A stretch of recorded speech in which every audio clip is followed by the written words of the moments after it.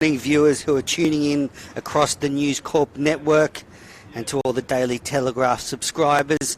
As you say, basically a must-win match here for Randwick Petersham. If they lose today, if they lose this morning against Sydney, then they will be bundled out of the Kingsgrove Sport T20 Cup. But they have a very tough assignment. They're up against the defending champions, the Sydney Cricket Club, who haven't lost a game in any competition this summer. So they come in red-hot form. They've got the leading run scorer in their team in Justin Mosca playing for Sydney. So, you know, this promises to be an exciting clash this morning. Warm conditions, but there's a nice little sea breeze coming in off Coogee Beach. And as we see the Randwick Petersham team come out onto the field and ready to take on Sydney. Randwick won the toss and elected to field. So really Randwick, a lot of pressure, have to take some early wickets and get in this contest.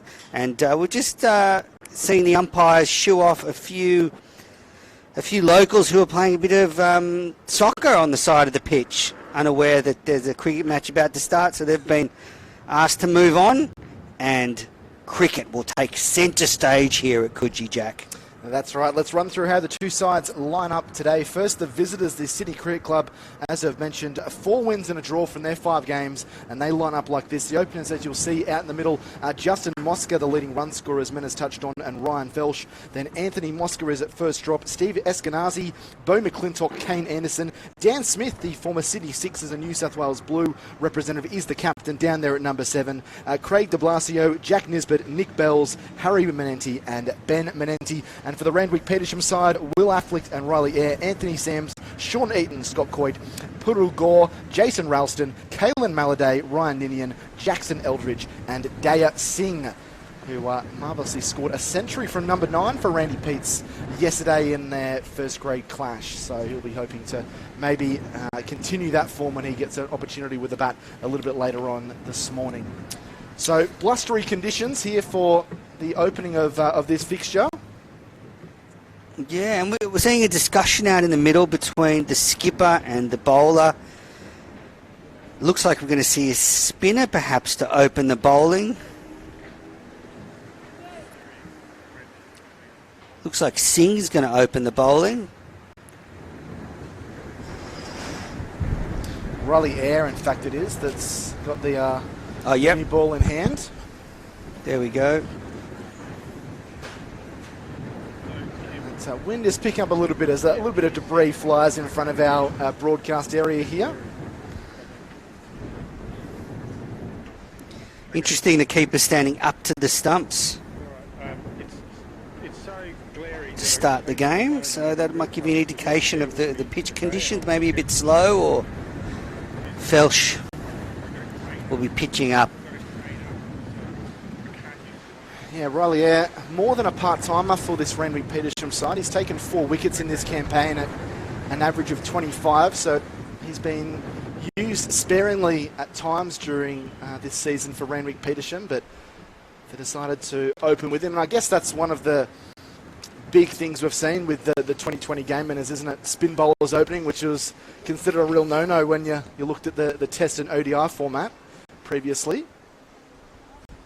Yeah, absolutely. We've seen spinners bowl more in the power play in the last couple of years. And they will be testing out the Sydney Cricket Club straight away against the spin. So Riley Eyre to start proceedings here at Coogee Oval. That's a short of a length ball, which Felsh just drops on the onside.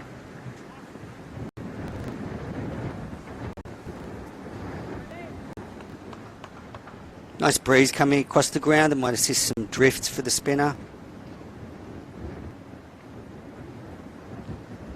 Back and trying to work this one square. There is Ryan Felsh, but straight to the man there at square leg.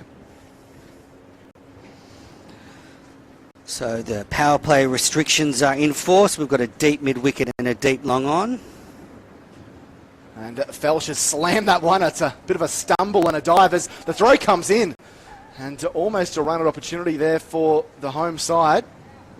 Throw was a tad more accurate than there might have been a bit of trouble there for Justin Mosca, the leading run scorer in the Kingsgrove Sports T20 Cup. Yeah, the tight single.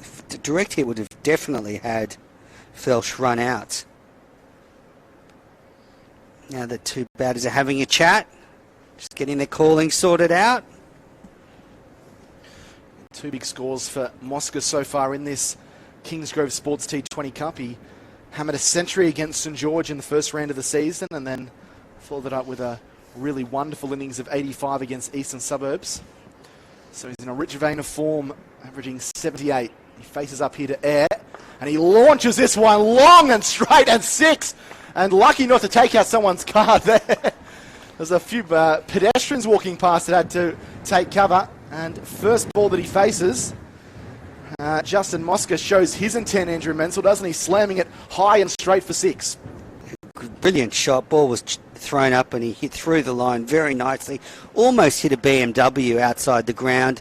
There is a car stopped now. So I wonder if it did actually hit a car as it went over. But it's a huge shot and pressure right on air straight away. Mosca's shown his intent early, showing what good form is in this summer. Sorry, that's Felsh, isn't it?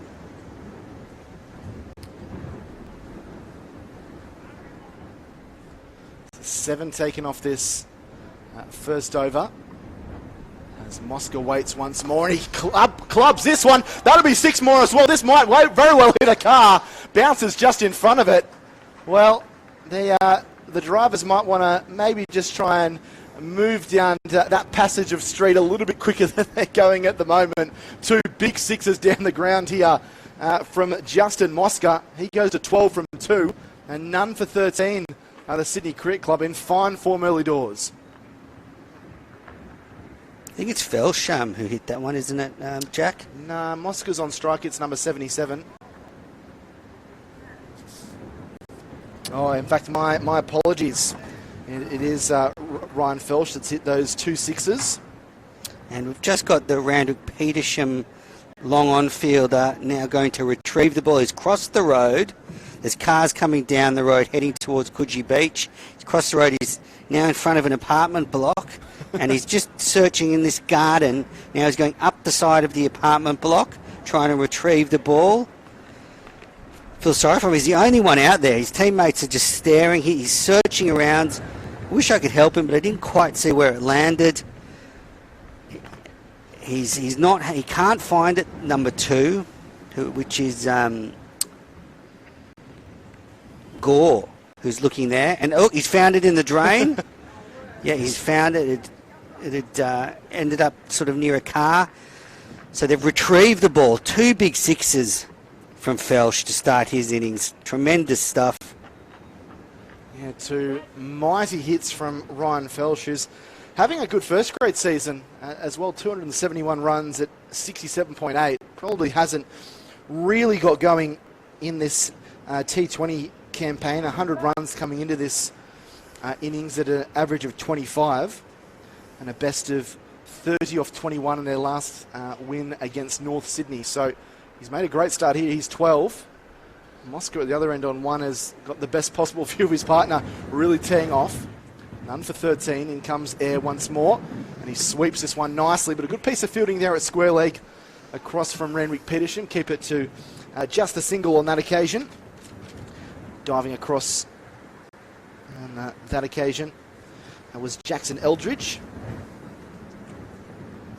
Keeps it just to the single. So the first over completed, 14 coming from it. Probably not the start that Randwick Petersham would have envisaged when they won the toss and elected to field, Benners? No, the gamble by the Randwick Petersham skipper to open with the spinner hasn't paid off, unfortunately, and Felsh is off to a flyer. And there's a few cars that might need insurance claims. Yeah, it would be an interesting conversation with NRMA or GIO, whoever you're with. Just drove my car near the beach at Coogee and got hit by a cricket ball as I was driving past. But beautiful scenes here down at Coogee. The ground's looking in good nick. They're doing some work here and in the area. But, yeah, beautiful setting for this Kingsgrove Sports T20 match. And already we're seeing some quality cricket. Felsh has raced to 13 off 3 deliveries. And I guess we're seeing why Sydney Cricket Club have dominated this Kingsgrove T20 competition, not just this season, but they're the reigning premiers from last year. They're the national champions, having won that in March over in Adelaide against the rest of the premier cricket sides from around the country. So it's no surprise that they've continued that this season and looking like they continue on their merry way in this clash against the home side, Randwick Petersham. But there is a change now as Felsh waits up and he works this off his pads onto the onside as Kalen Malladay comes into the attack for the first time today. One of the players to watch in the Sydney side is Ben Manenti, who is part of the Sydney Sixers squad and will be meeting up with the Sixers tomorrow when Greg Shippard, the coach, gets them all in camp. He'll be looking for some last-minute tuning up before the Big Bash kicks off.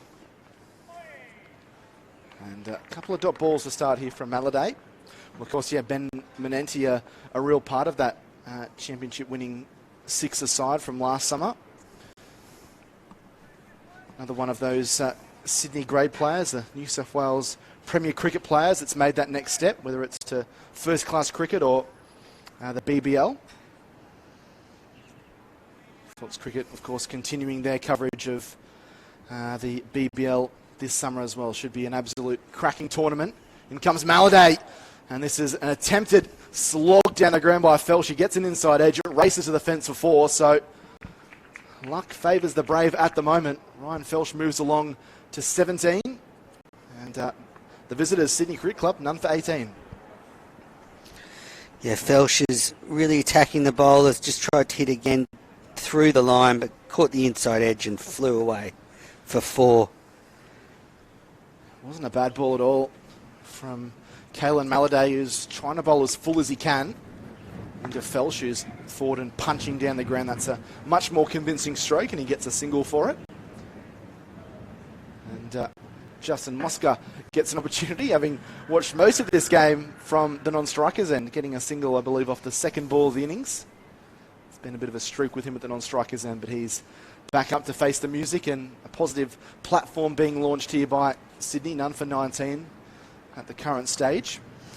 It was interesting you were talking about Ben Manenti heading off, being part of the championship winning side. Jack, after this ball out. Mosca now clips this one onto the onside, and good running between the wickets. It's hot out there, and they can work out this Randwick Petersham side around the field that they're going to become tired relatively quickly. Yes, Ben Manenti was interviewed by the Daily Telegraph during the week, and one of the things he said that I found very interesting was, you know, how important this Kingsgrove Sports T20 Cup is for the players, and they do really feel like the selectors and the... Malladay in dugout onto the onside. Felsh again, that quick single, good running to shy at the stumps. Probably didn't need to be thrown, but another single to this pair. Yeah, the players really feel like the selectors for the Thunder and the Sixers, and I guess all the Big Bash franchises around the country are really watching this competition to see who performs and who might be able to kick on and play in the Big Bash in one of the franchises around the country. So, you know, it really is an important competition, this Kingsgrove Sports T20 Cup. It's the launching pad for a lot of players that we're going to see in the Big Bash in the future. So 2 overs completed, Sydney having lost the toss and being sent in. Here at Coogee Oval, a none for 21. Mosca 2, Felsh 19. Malladay's first ever going respectively for 7, considering the kind of mood that Ryan Felsh is in.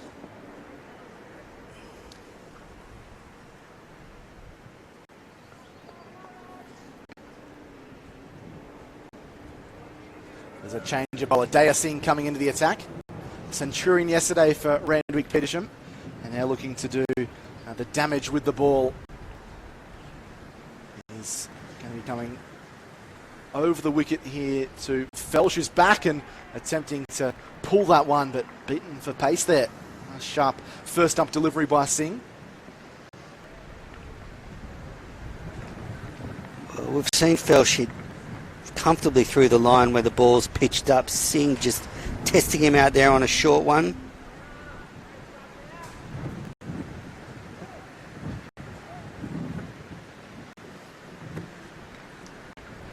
dot ball certainly absolute gold for Randwick Petersham at the moment. It's none for 21, so hasn't got away from them too much yet, but they wouldn't want to let this partnership blossom and that run rate continue to climb to 9, 10 and over, particularly in this first stage, the power play. Sing into Felsh, and Felsh driving lovely out through the offside, a misfield by the home side, and they will come back for two. That's been really, really good running between the wickets. That was a bit of a close shave there for Moscow at the non-strikers end, but they get through for a couple. A very good start this for Sydney so far. Felsh just backing away, giving himself room, trying to slap it through the offside. Didn't quite get that one. Yeah, he's certainly upping the ante, isn't he, Ryan Felsh, looking to take the attack to the bowlers. Sing into him now. It's short. This one's pulled high in the air. It's going to go into no man's land. I think it's going to go close to being six. Might have bounced just inside. No, six is a call for the umpire. It's not a huge field here, Coogee. And he didn't get all of that, did Ryan Felsh, but got enough for Andrew Mansell to lift it over the rope for his third six of the innings. Yes, and look, some good pace and bounce there from Daya Singh. Really bending his back here in tough conditions, trying to hurry up Felsh.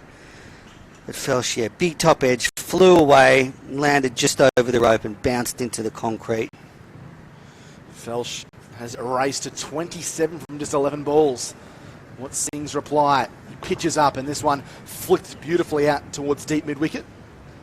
Only as far as Maladay, who does the fielding, and Felsh collects a single. So none for 30 in the third over here. It's been a blistering start here by the Sydney Cricket Club.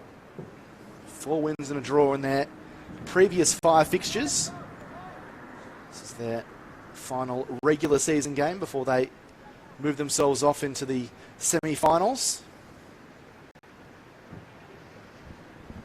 The top of the table, Sydney Cricket Club.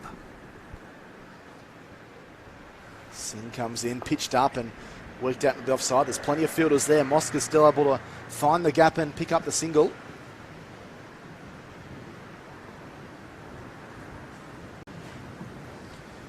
And you just look down this Sydney Cricket Club list and look at some of the players to come. You've got AJ Mosca, or Anthony Mosca, the brother of Justin, who's a very accomplished batter at the top of the order. You've also got Steve Eskenazi, a Kenny Cricket Club player, the South African native. Short, this one pulled lovely out to the onside. Maladay gets there just inside the rope and is able to knock it back inside, and the batters are able to come back for 2. Good piece of fielding there, saved a couple of runs, but unfortunately the runs are still flowing for the visitors at the moment. 3 overs gone, they're none for 33. Yeah, Felsh has come out swinging and he's doing it really well. Backing himself. Good fielding there on the boundary. I can't see who it is. But Maladay saved a couple of runs there. And Felsh has dashed to 30 off 13. Mosca, the leading run scorer, just watching from the other end at the moment, supporting Felsh, who's taking on these Randwick Petersham bowlers very effectively so far. And now they've raced to 30 already. 33 after 3 overs. That's a great start. And I guess even though there is definitely some risk in the way these playing manners, with the field up, you've just got to get enough of it on the on your bat to get it past the infield. And we've already seen a top edge that he struck went for 6. So it looks like a hard round to defend.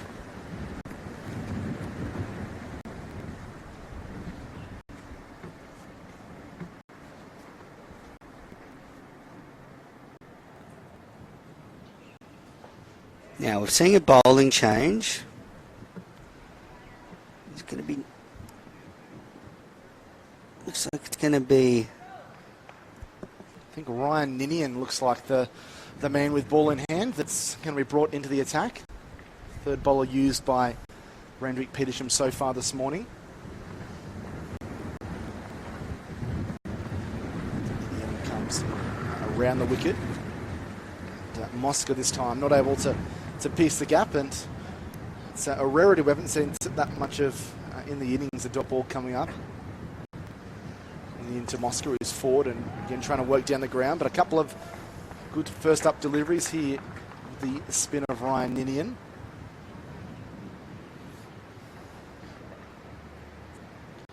And back and cutting beautifully is Mosca. That'll be 4. Too short and too wide, and it was easily crunched away by the Sydney opener. That's 4 more to the total, none for 37. Really nice shot there, hitting with the spin. Ball spinning away from the left-hander, and he just sat back and slapped it past point. Didn't try and hit it too hard there. He'll be disappointed with that, Ryan Ninian, because he started well with his first 2 deliveries and then a really poor ball with his third. He's full of this time. This one driven in the offside. There's a shot at the stumps. Would have been gone if he hit. He was miles out with Mosca, but they're continuing to take chances, Sydney, and at the moment it's coming off. Yeah, the second close run we've seen so far this morning. Bit of tip and run there from Mosca. Hit it straight to the fielder, set off. Brings Felsch back on strike, who I think might take on the bowler here. Thrown up and he's swung across the line to deep mid-wicket. There's a fielder out there, so they'll just get the single. He's enjoying chancing his arm, isn't he, Ryan Felsch? And so far it's come off. And this is not the start you want if you're Randwick Petersham in a must-win game. Indian to Mosca, sweeping beautifully. That is a magnificent sweep shot for 4.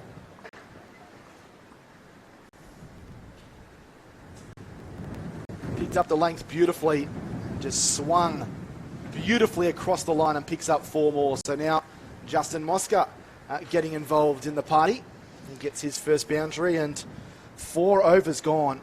And it is, as Manager Menzel was talking about, not looking good for Randwick Petersham. None for 43, that run rate. 10.75 runs per over. 10 runs coming off the first Ninian over. I think is it Ninian or Ninian, Jack? We're not, do you know? I'm probably making a mistake. We haven't seen these players before. I'm so just haven't made the greatest start to the morning. Could be a long day. We're a fair distance from the centre here, so every excuse, Jack. But yeah, 10 runs coming off Ninan's first over. I just think you've added an I, that's all. You've added an extra I. Well, I've actually got his spelling down as Ninien, so maybe I've made a mistake. But anyway, we're back to the action here and pick up a single to start the 5th over. And we've seen a really exciting inning so far here from Ryan Felsch, who finds himself back on strike. First 2 balls he faced, he smacked for 6. And since then he's gone on with the job. Some beautiful stroke play. Mosca faces up. He nudges this one off the hip down towards fine lead. They might think about a second here, but maybe a couple of those close shaves made them reconsider, and they just settle for the single. So Scott Coyte's been brought on to bowl from this end, Jack, bowling with the hat on. Ex-New South Wales and Sydney Thunder bowler. Very experienced campaigner to have at this level. This one's a little bit shorter. Down the leg side. Must have caught some... the batsman, the strikers, just asking why that wasn't a wide. Maybe some body or something that was down the leg side. Just clutching his right arm there, Coyte. I hope he's all right. Pitches up. This one worked out to the offside. Well fielded again. So this is looking like a much better over from Randwick Petersham. A couple of dot balls in succession after a couple of singles. Important for Coyte to finish it nicely. Viewers out there might have remember seeing Scott Coyte's sister running around in the Women's Big Bash League this summer. She plays for the Adelaide Strikers, part of the Sydney Sixers side that won the tournament a few years ago.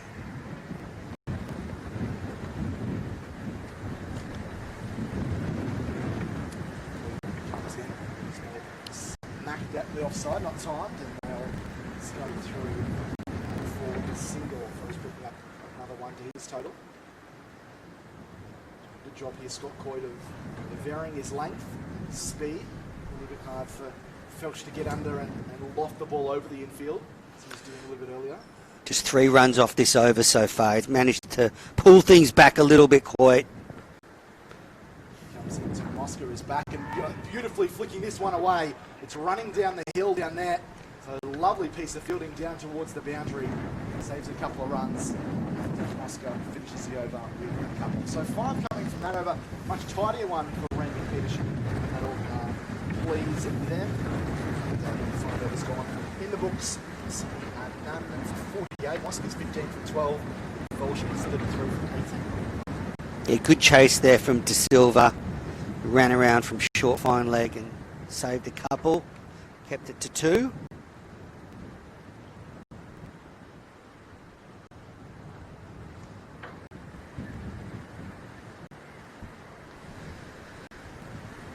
Now, I think they're going to persist with the spinner. He's coming in from the scoreboard end. So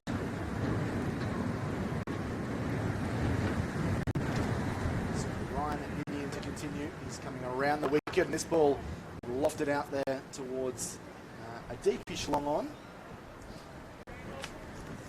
Collects the single. So they've been able to quiet things down recently of Randwick Petersham. Just the one boundary in the last 2 and a bit overs. After a blistering start by the ladder leaders, Sydney Cricket Club. Oh, this is a glorious shot. That's gone a long, long way. Cracked into a tree on the full. That's a beautiful shot by Mosca for 6. And maybe just put the mocker on Andrew Menzel. They've been doing well to tying things down, but he picked up the lanes beautifully there. The Justin Mosca slapped across the line for 6. Yeah, that 6 has brought up the 50 for Sydney Cricket Club. They're now at 55. Displaying every bit of the skills that saw them win the national title last summer. And I've got a hot tip for you. If you've parked your car near Coogee Oval, come and move it, because you're in trouble. Balls are disappearing. Back and looking to cut, they're appealing, and the umpire's given him caught behind. So that's the end of Justin Mosca. He departs for a well-made 21, but a vital breakthrough for Randwick Petersham. Andrew Menzel. They needed to see the back of one of these, and they have finally been able to get rid of Mosca, the leading run scorer. He departs for 21, and Sydney lose their first wicket at 55. A really smart catch there by the keeper. Standing up to the stumps. Took a really tidy catch, and a crucial breakthrough here for Randwick, who was seeing this game disappear before them. Mosca's out. He's replaced by his brother, AJ Mosca. He'll join Felch out there, who's really taken this attack apart and dashed to 34. Felch. Good innings from Mosca, 21. They put on 55 to open the batting in 5.2 overs, so a very effective start. Now it's up to the middle order, Jack, to capitalise on it, and they'll be looking at something like 180, 200. Yeah, certainly laid a platform for this middle order.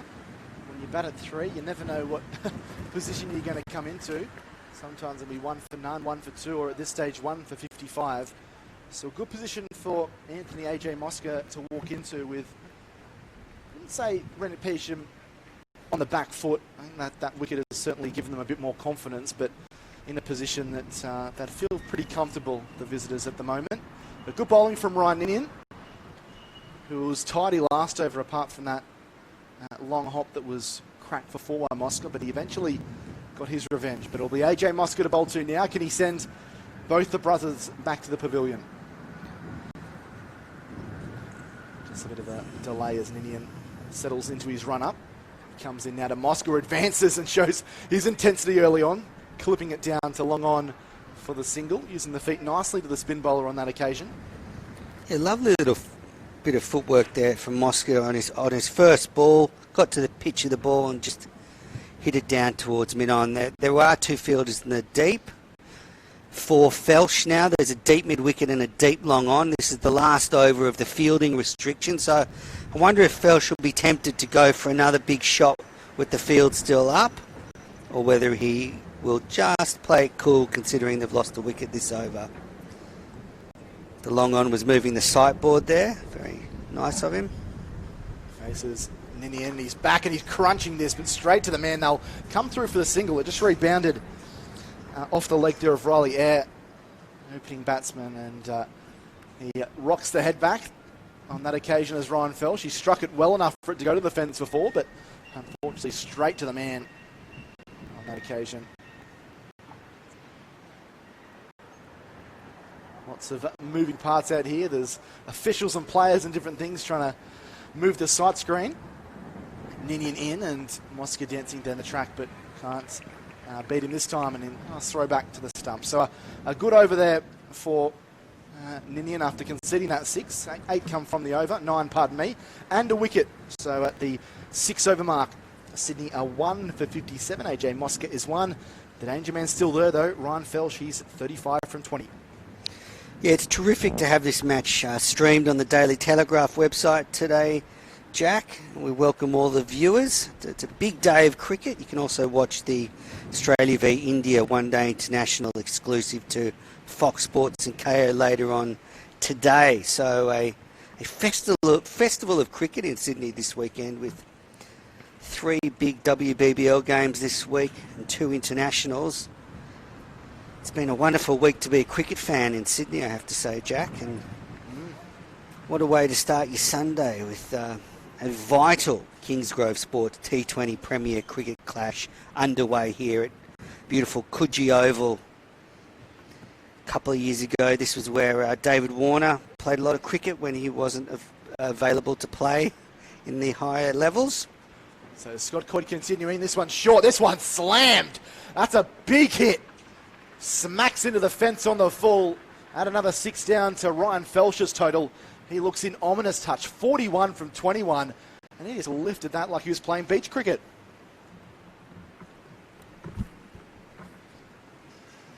Just a little bit short there from Coit. Felsh rocked back. Slammed it. 9 away from a half century now, Ryan Felsh. This is a very important innings. So, sorry. Really setting his team up. He's going to go back to back, is he? I think it just clears the rope. And that's 6 more. Well, this is an awesome innings from Ryan Felsh. Power hitting at its finest. He's 47. He's gone bang, bang off Scott Coyd, who looked really good in the last over.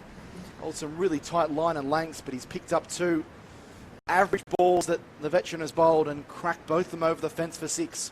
He's taking on the men in the deep at the moment, Felsh. Fielding restrictions are lifted, so men have gone back. There's a deep square leg who is cleared pretty comfortably, and they're now bringing in the deep fine leg. So there's a deep long on, a deep long off, and a deep cover and a third man. So 5 men out. Coit in, he's forward and he's lofting this one down the ground. It lands in no man's land, thankfully for Felsh, and he collects a single. So he's certainly got luck on his side. There's been a few mishits that have fallen in between fielders, but you make your own luck, they say, and he gets within a couple of a half century. So there's been some power hitting by the Sydney Cricket Club opener. He's hit the ball a long way.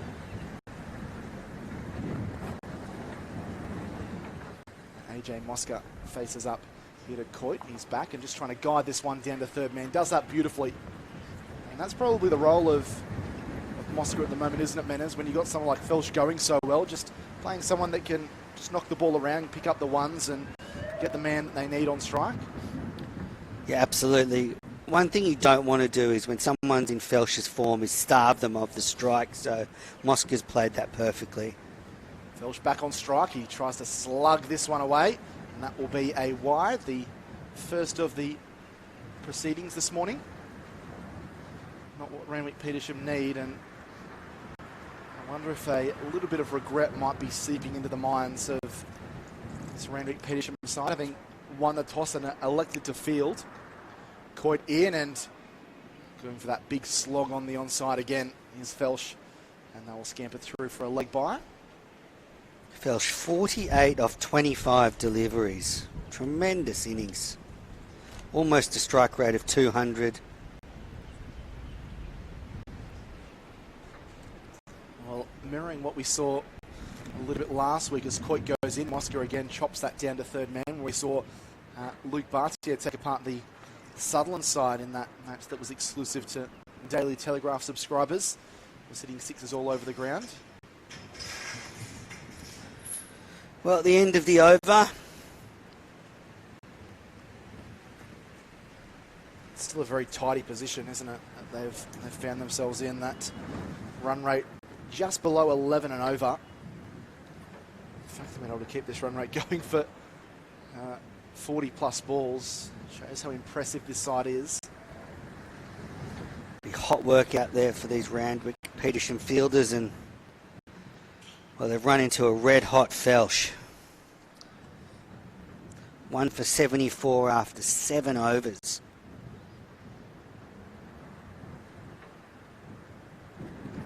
Mosca just leaning on his bat, AJ Mosca, waiting for the over to commence. So Ninian to start his third over. And Mosca can't pierce the gap on that occasion, a bit of a miss hit. So it's only just past 10:30, already 34 degrees here at Coogee Oval. So as Men has pointed out, very tough conditions for these players, particularly the fielders. Ninian to Mosca, who again tries to crack this one. He could be in trouble. Nice. Direct hit is gone, surely. And that's the end of Felsh, and that's a big blow for Sydney Cricket Club. It was a suicidal run at the best of times. And Randwick Petersham with some great ground fielding have picked up a big wicket. Felsh has to depart, run out for 48. And Sydney now 2 for 74. Well, third time lucky there for Randwick Petersham. The Sydney batters have taken them on a few times now, and on the third time, a direct hit has cost the man in form his wicket, and that'll be desperately disappointing for Felsh, who'd raced to 48 of 24 deliveries, and now has to come off having been run out with a beautiful bit of fielding there at cover. Had all 3 stumps to aim at and did it. They had a couple of chances like that previously. They hadn't been able to execute the direct hit. And a vital wicket for Randwick Petersham, who need to win this game to stay in the competition. It's backs against the wall stuff.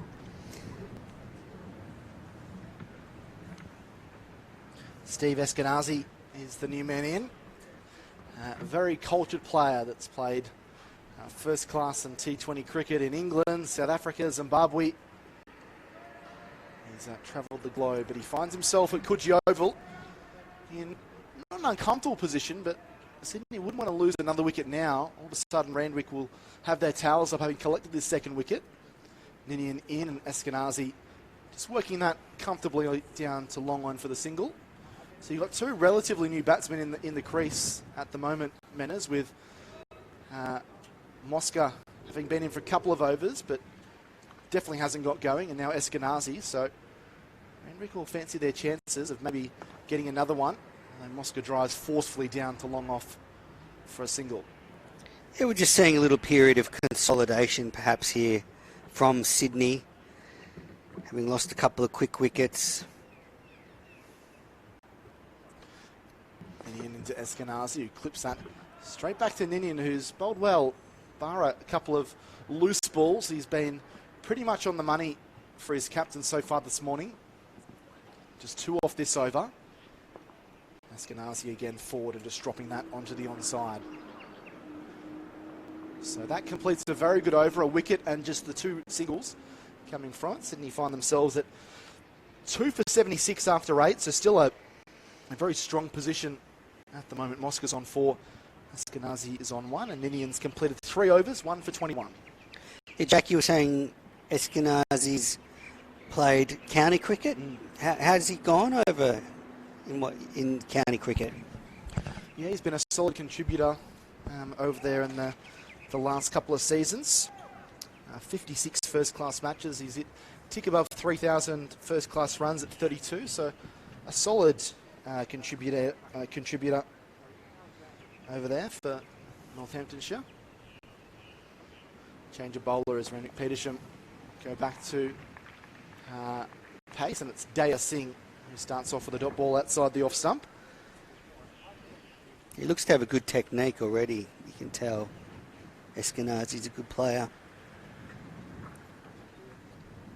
He's played 40 T20s for Middlesex over there in the T20 competition in the UK. And has a T20 blast.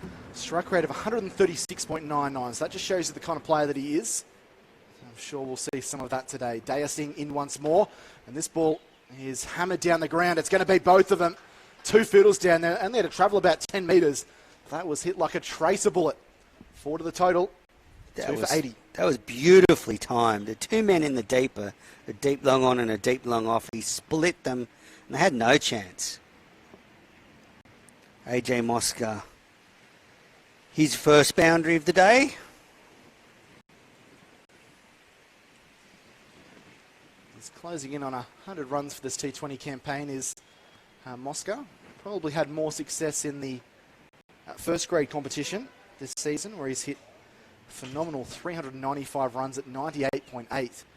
He's having a great campaign. And it's just a bit of a discussion there. Fielders and the cameraman, I believe, down there. Is it Menas? Not sure. There seems to be a little bit of a problem with this sight screen. Seems to be blowing around a bit. And they're just trying to get it to stay still.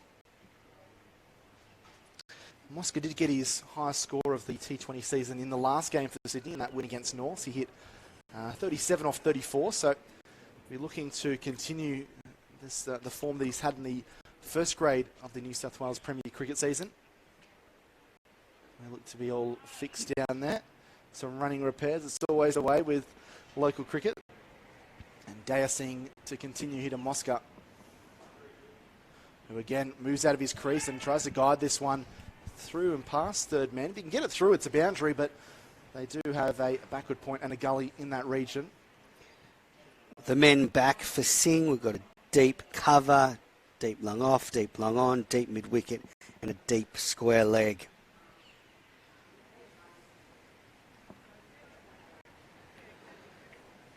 See the traffic starting to build up around Coogee as people head to the beach on this warm Sunday. Seeing into Mosca. Mosca digs this one out and just goes to the right of that man at gully, so it gives them an opportunity to get through for the single. And well run on that occasion as Mosca moves to 9 from 11. And we get to see Steve Eskenazi, who's averaging 82 in this T20 Cup. He's only been dismissed once so far in this portion of the 2020-2021 season. Important for these two to try and build towards something here for the Sydney Cricket Club. Can Daya Singh, can he get the breakthrough for his side? Comes into Eskenazi, full toss. This one's punched wide of point. It's a long chase out there in the deep. They will get to it as Ninian cleans up. They get a couple. Good running by this pair.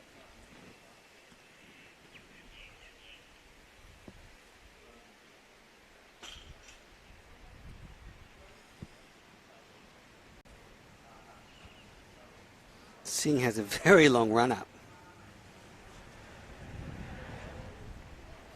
Singh into Eskenazi, and again clubs that down towards third man. Hits this one probably a little bit too well, and they only get the single. And that will complete 9 overs. So 2 for 84 of the Sydney Cricket Club. They lost the toss, were sent into bat.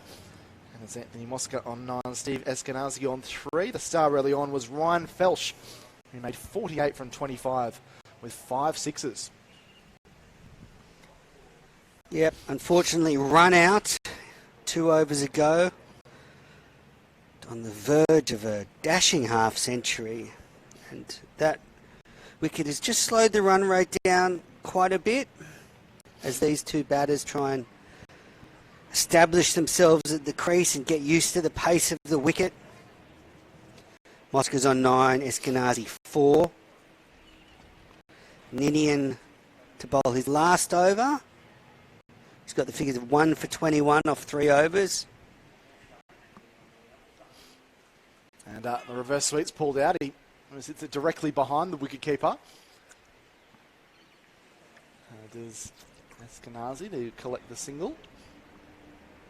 Must have got back on strike. Must have got a faint tickle on that one, Jack.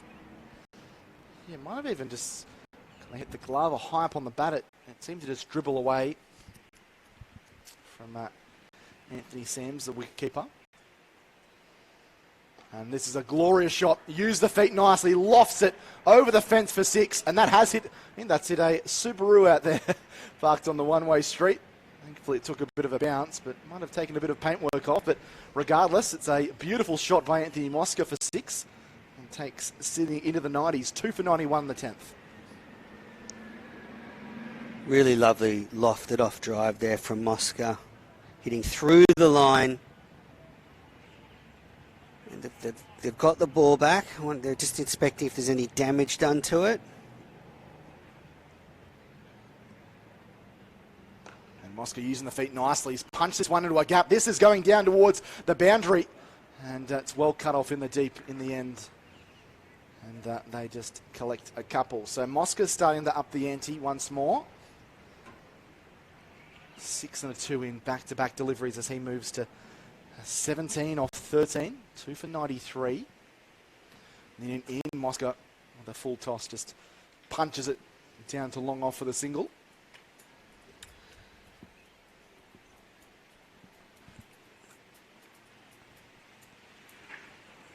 The ground is surrounded by automobiles, Jack. There's a car park on one side, a street with a car park on the other. Then there's another street where there's a lot of cars parked, and then even in the ground there's a whole stack of cars parked. So we'll see a broken window today, no doubt.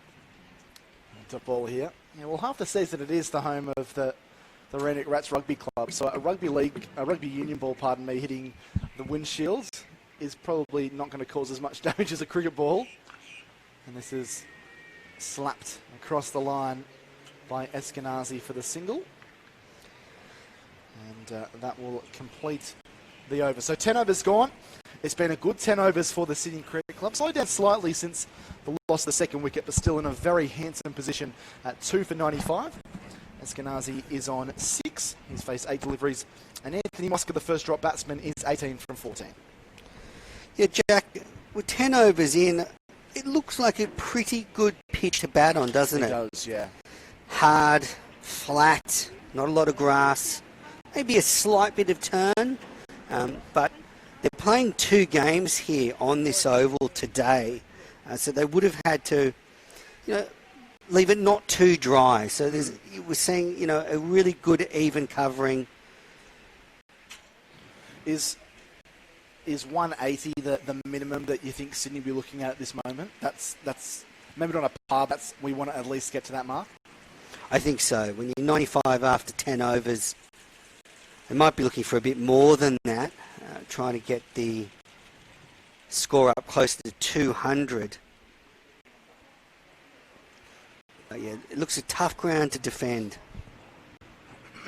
So they brought the right arm quick into the attack, and his first ball has been swung away for 4 behind square on the onside. I think that might be Ralston that's come into the attack. Indeed. Not a great first up ball, and with the short fine leg up inside the circle, all batsman had to do, Eskenazi on that occasion, was clip it around the corner and picked up 4 for it. Valuable runs. So Ralston, 4 off his first ball of his spell. Eskenazi on strike. Randwick desperate to win this game. They need something. What can Ralston do? Delivers.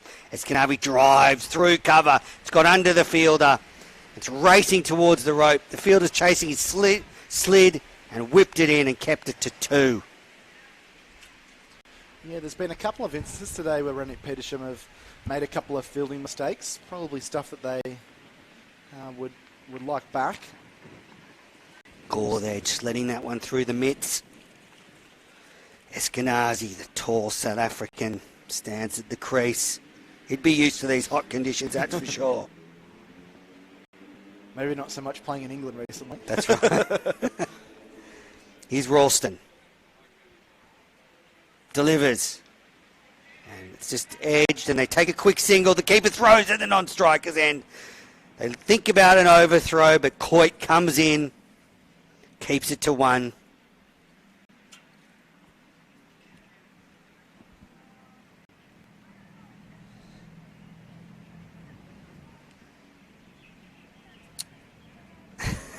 I don't know what ends we're going to call them today, Jack, but I'm thinking there's the McDonald's end, which would fit in well as they're the lead sponsor for Premier Cricket. In comes Ralston into Moscow, who just pushes past the bowler for a single.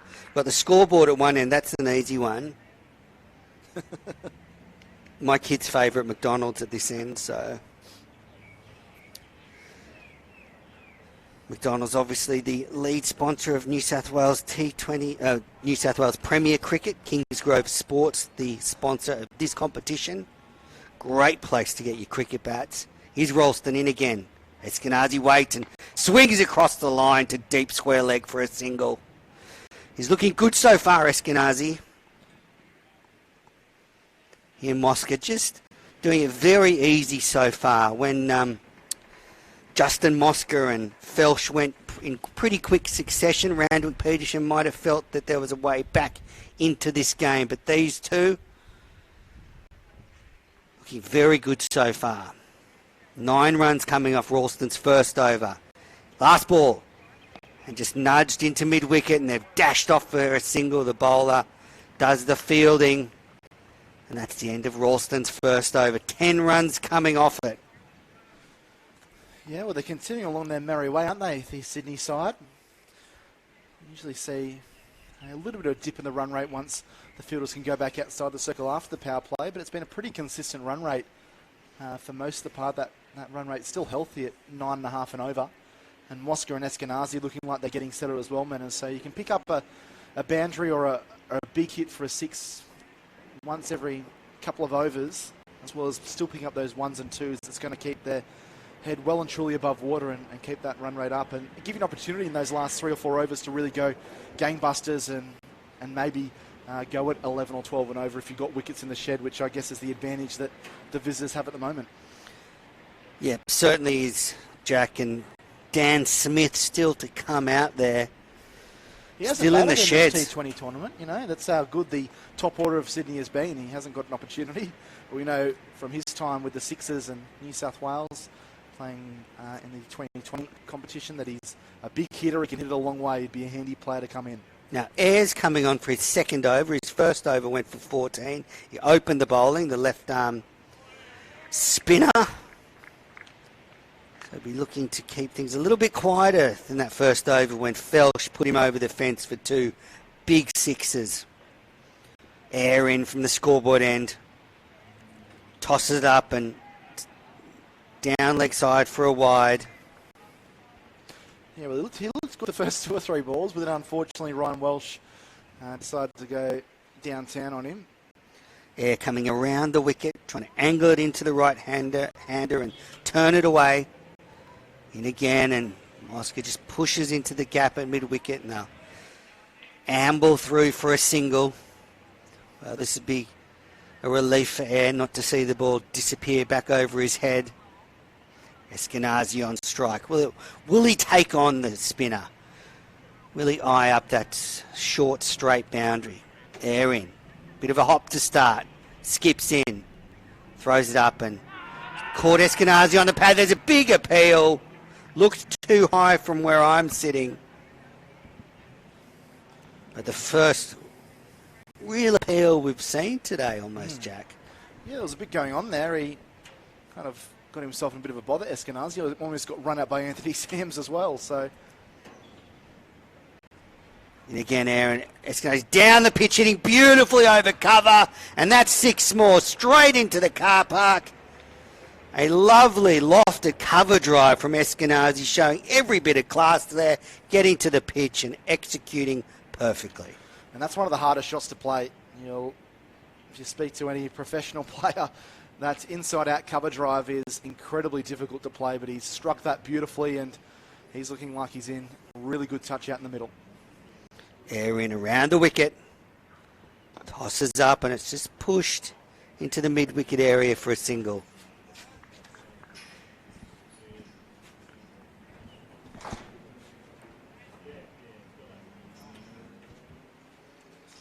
Ten runs coming off this over so far. 9 runs coming off this over so far.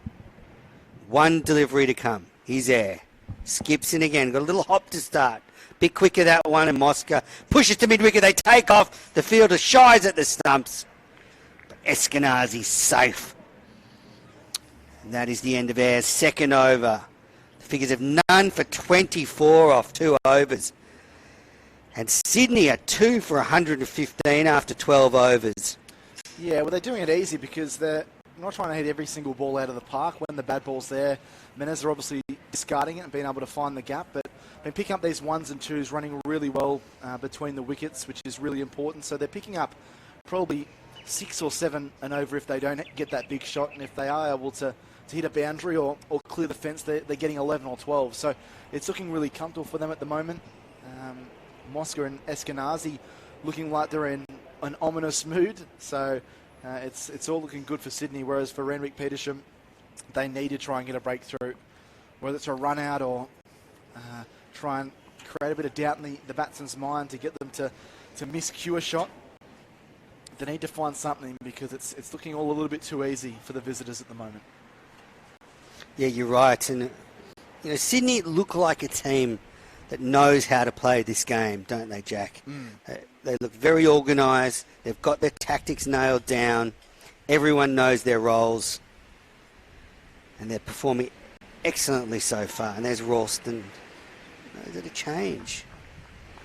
Well, they're a very well-drilled club in all the different formats, whether it's the one-day cup or in the Belvedere Cup. Malladay's been brought on.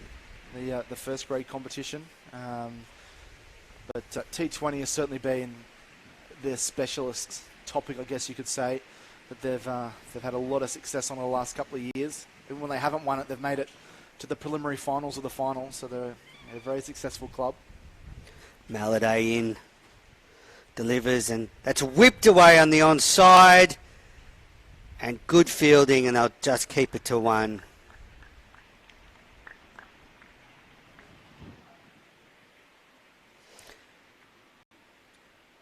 Can't see who was out there, but I think it was Air, just stuck out the left hand and stopped it from scooting over the boundary. So good stuff.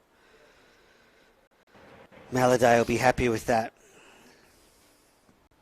He's in his second over now. Hit from the McDonald's end, and Mosca swings across the line. Doesn't connect. Dot ball. Priceless at the moment, these dot balls.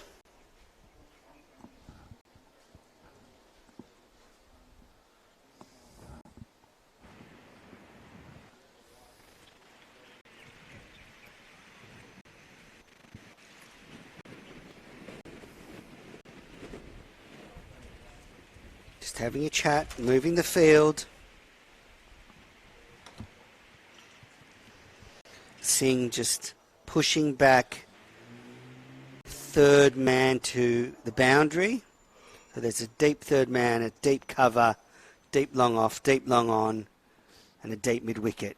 Malladay's in again, and Mosca swings at that one and plays it down to long on for a single.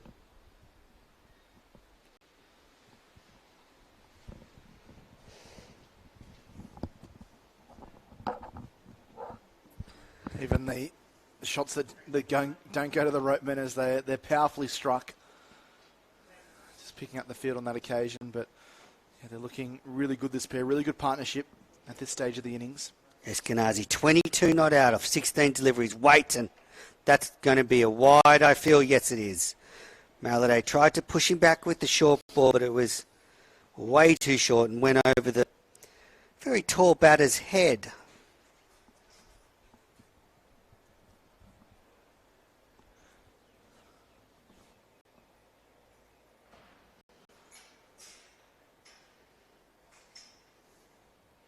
Malladay starts in, bustles in.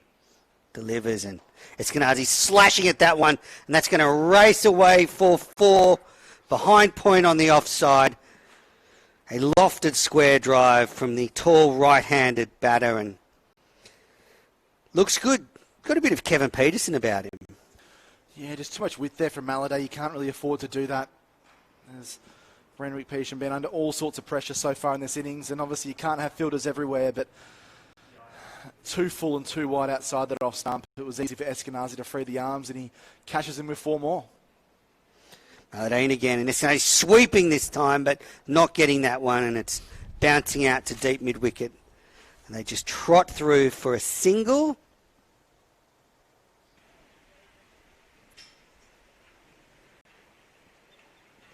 Nine runs off that Maladay over. Yeah, unfortunately it's been a very common theme throughout, hasn't it, Menas? 9, 10, 11 runs coming off several overs, and they just haven't been able to stem the flow of runs, unfortunately. Oh, but terrific stuff by Sydney Cricket Club. It's what you want to see in T20 cricket. 4s, 6s, big hits, batters taking on the bowlers, and well, we started off with Felsh doing it, and now these two have continued it. And Eskenazi, 27 not out of 18 deliveries. Looking to really open up now. And AJ Mosca just playing nicely in support here. As I touched on last over, everyone seems to know their roles, Jack. Yeah. Mosca knows his role is to rotate the strike, keep the scoreboard ticking, get the big hitters back on strike. And he's done it perfectly. And now Scott Coit is being brought on for his 3rd over. He's gone for none for 21 off his 2 overs. Wearing the green of Randwick Petersham.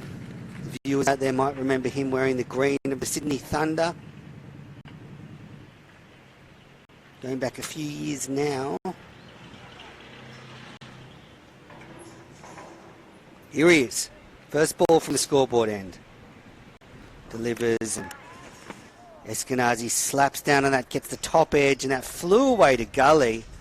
That might have been a catch, Jack. What do you think? Yeah, do you think that was a bump ball or a catch? Yeah, it looked like a bump ball to me first. It looked like it was dug into the ground, but there was a cry of catch from the Randwick Petersham players. You're about to see on the replay. He just sort of slammed down it. Coit in again to Moscow, who drives down to long off for a single. Takes the score for 100 to 126 now in the 14th over. Menas, I'd be interested to know what the reasoning was behind the Randwick Petersham side electing to bowl first, whether they feel more confident as a side chasing, know what they need to get. Coit in, it's going swinging, it's lofted, and that's caught deep on the offside. Coit gets a wicket. Eskenazi is out for 28 of 20 deliveries. Caught a deep cover and a much needed wicket for Randwick Petersham. Sydney now 3 for 126. Coit gets his first wicket of the match. Yeah, smart bowling there from Scott Coit. Just he had him Steve Eskenazi just reaching for that a little bit off balance and just sliced it. Still got a fair share of it. But wasn't able to clear the man out in the fence. But a good innings there by Steve Eskenazi. 28 from just 20 balls. Played some big shots and was able to continue to get that run rate ticking along. So nice performance by him. Another good partnership. And we see another wicket fall. They've needed this, the Randwick Petersham side. Unfortunately, the wickets haven't fallen at regular intervals. And it means that Bo McClintock makes his way to the middle. Some cricket nuffies might know a bit about him, having played his fair share of second 11 cricket for the ACT New South Wales countryside, but having a good first grade season with the Sydney side averaging in excess of 50, so he'll look to pick up where this partnership has left off and continue to cash in with a run. Still a very handsome position to be in at 3 for 126 minutes. Yeah, really good position, and with 6.5 overs to go, they have a lovely launching pad here to really kick on towards that score of around 200. Yeah, definitely. It's a McClintock at the non-strikers end. They crossed, so it'll be AJ Mosca on strike facing Coit. Coit in. Mosca just late cuts, doesn't get it past the fielder. They just get a single. Brings McClintock onto strike. And it is a ground that is obviously small, Menace, but is good value for runs. We've seen a lot of the batsmen today, when they have got it through the infield, the ball does roll away relatively quickly. So Randwick Petersham would realise that, but it's really important for them to knuckle on down now, try and create some opportunities for their fielders to get into the game. And you get a couple of wickets here, all of a sudden 200 might be outside the realms of possibility, but they need to get wickets. I don't think they can restrict this Sydney side without taking a few wickets in these next 2 to 3 overs. Poyed in again. McClintock back cutting, and he gets off the mark.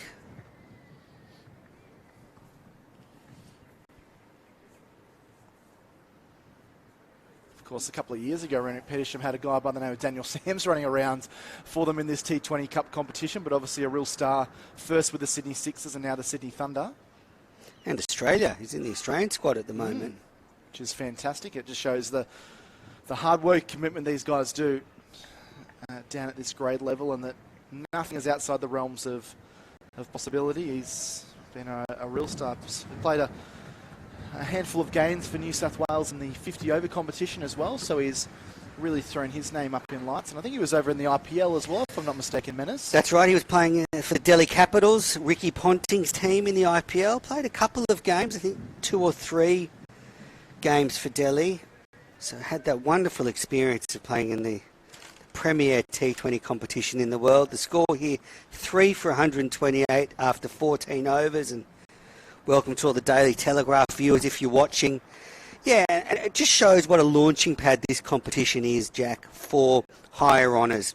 If you can perform well in this competition and get a look in one of the Sydney franchises, for example, we've seen how quickly you can end up going on to much higher honours like Daniel Sams has done. Or the change in the bowling, Singh's been brought back in, bowling to McClintock, who just pushes it back to the bowler, who tries to throw down the stumps, hits them, but McClintock's safe. Yeah, so, this Kingsgrove Sports T20 Cup, such a vital cog in the development of T20 cricket.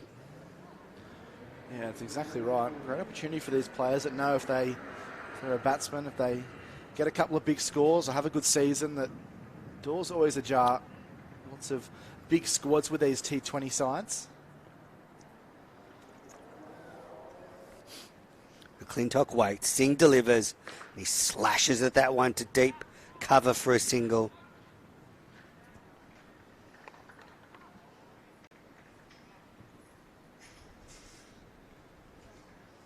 I mean, there's a few players in the Big Bash who, play great cricket and they become stars for that Big Bash period.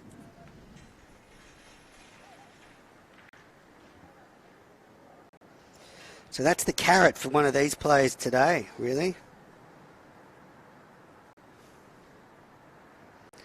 Having these games streamed on the Daily Telegraph would also be great for their exposure. He's Singh in. Mosca slashes at that one again with an on drive, and it just goes to long on for a single. Yeah, well, another one of those players is Justin Avendano, the captain for the North Sydney Cricket Club, that's had some games with the Sixers, and I commentated him when he was playing for the Sydney Sixers development squad. And he can certainly hit it a long way. So there's some really brilliant players that both bat and ball in this competition. So don't be surprised if you hear some of these names in the next couple of years running around in the BBL. Singh in, delivers, and it's pushed down the ground by McClintock. A well pitched up delivery right in the block hole. Mosca had to do some evasive work at the non-striker's end, but everyone's safe. The score 3 for 131. Yeah, this is better bowling from Daya Singh. I don't think he's bowled bad today, but certainly coming back in this spell, he's bowled a lot fuller. He's bowling to his field. He's got protection down the ground, so there's not a whole lot they can do unless they want to try and take on those men down the ground in the deep. Mosca waits and hits straight to cover, and they've set off for a single. The fielder at cover looks upset about something. I think the ball's caught him either on his hand or ankle. Slowly gets back up to his feet. Is it pretty firmly? Is that Coit? Yeah, it is Scott Coit. not happy about something. Another run to the total. The table-topping Sydney Cricket Club. Eskenazi waits. Sorry, McClintock waits. Swings at that one. Misses. And that's the end of Singh's over. None for 24 off 3 overs. Mosca on 27, McClintock on 3. The score 3 for 132. 5 overs left in this innings. Yeah, it's a really good over from Daya Singh there. He obviously had a plan and attempted to bowl that plan and only conceded the 4 singles off the over. Nice and full. A couple of those balls were... He was attempting those kind of wide Yorkers outside the off stump, but a lot of it bowling out the stumps, which I still think, particularly in a great competition, is still the way that you need to be attacking the batsman. These guys are starting to look a bit more well set. Riley Eyre being brought back into the attack from the scoreboard end. Left arm orthodox spinner. 2 overs, none for 24 so far. In again. Mosca's down the track trying to slap that high and hard, but just catches the inside edge of the bat and trickles out to deep mid-wicket for a single. Randwick have managed to slow things up a little bit in the last few overs. It threatened to get very ugly there for a period, but McClintock now faces back and pushing to mid-wicket, and they set off for a quick single. Daya Singh dashes in. Yeah, you're right, man. I think they've done it in periods. There's been little kind of 2 to 3 over bursts where they've been able to slow the runs down, but then they've kind of lost their bundle where it's been a misfield or a couple of bad balls that have been pushed away to the fence or for 6. Eyre in again. That's pushed through covers by Mosca and they just get a single. So it needs to be a bit of longevity here where they can extend that for another couple of overs and maybe try and get a wicket here to further slow down that run rate, but just singles at the moment, which is positive. Eyre in again. Bit flatter that one, and McClintock pushes to mid-wicket, no run. I mean, they'd be thrilled if they could keep the score under 170. That'd be a good result. Eyre in again, and McClintock drives to deep long off for a single. This is much better over from Riley Eyre. He took a bit of tap in his first 2 overs. A few sixes coming off his bowling, but with 1 ball to go, this has been a lot better. Just 4 coming from it. 1 ball left. Can he keep the batters quiet? Oh, Mosca's down the track, slapping to deep long off for 4. Really good shot. Slammed into the white pickets out there. The fielder ran around and just couldn't quite get there. And Eyre will be disappointed with that. 8 runs coming off it. The score 3 for 136 and none for 32 off 3 overs. Yeah, it wasn't an overly bad ball there from Riley Eyre, but Mosca did a really good job of dancing down the track, getting to the pitch of the ball and picking up on the half volley and punching it down the ground. It was really travelling. The man at the fence almost got to it. I'm pretty sure he got a hand to it, but not enough to stop it from reaching the boundary, and I guess that just shows the kind of batsman you're dealing with. Mosca, I think, is going to be the key here. He's been in there for 30 balls for his 33. McClintock is starting to get his eye in. He's 5 off 8. He's been knocking the ball around the park a little bit, but I still think that it's going to be up to Mosca to really start to elevate this run rate. But a good last over there for them. 140 on the board now, 5 overs to go. 10-0 from here gets into 190. Maladay on strike. Maladay bowling, sorry. And that's McClintock just driving to long on, and they'll come back for 2. That's well picked up inside the rope.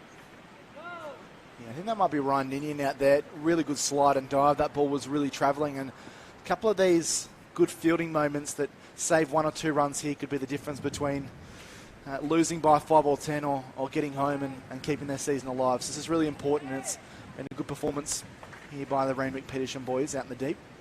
Maladay into McClintock again, who drives high and handsomely over long on for 6. That's hit a car or something there, and that's McClintock's first 6 of the day. Yeah, he just picked up the length easily, didn't he? And just threw the arms through the line and just lifted the ball up, and it just cruised over the black fence and over the sight screen there, and I lost track of the ball, Manners. I'm not sure if you did as well, but I heard a thud, so it hit something. Another hit a car or hit a wall or something like that. It was either the cars or the concrete between the cars, but someone's having a look at their automobile, so yeah, it might be a bit of damage out there. Expect a letter in the mail, Randwick Petersham on Monday. Yeah, Beautiful shot from McClintock, though, taking on the medium fast bowler and timing it nicely. Will he do it again? Maladay. McClintock. Oh, he swung at that one. It's high, it's in the air. Deep cover's coming in, and he won't get there. Fell well short of him. McClintock opening the shoulders here and looking to take on the bowlers. Oh, it's a dead ball. Well, what's happened there? Yeah, well, have a look at the replay. I'm not sure what's happened there for the umpires that called it a dead ball. It's not as if they had more than 3 players behind square leg, because that would be a no ball. So, yeah, I'm not sure what's happened. Maybe a bail's fallen off or something. The only explanation. It ain't again. McClintock gets another crack at it and he slashes again. It's looping over short third man, and they've ran 2. Takes McClintock on to 15. I mean, you might be right about the bail, Jack. It is quite blustery out there. Getting a pretty blustery sea breeze in. All right, McClintock waits. Maladay delivers and he's slashing at that one, and it's gone for 4. Got past the keeper. It's a no ball, so it was a full toss. And that's 4. It's sloppy stuff from the bowler and a free hit to McClintock now. So viewers, strap yourselves in, because it's a very high full toss there.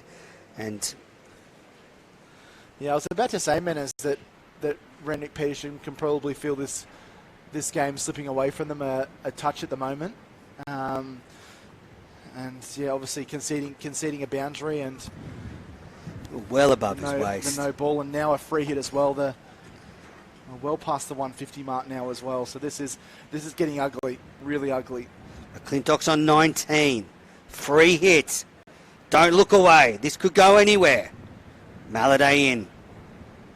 He swings it. That's a good ball, considering it was a free hit right in the block hole, and they'll just get 1 to the player in the deep. McClintock now dashed to 20 off 13 deliveries.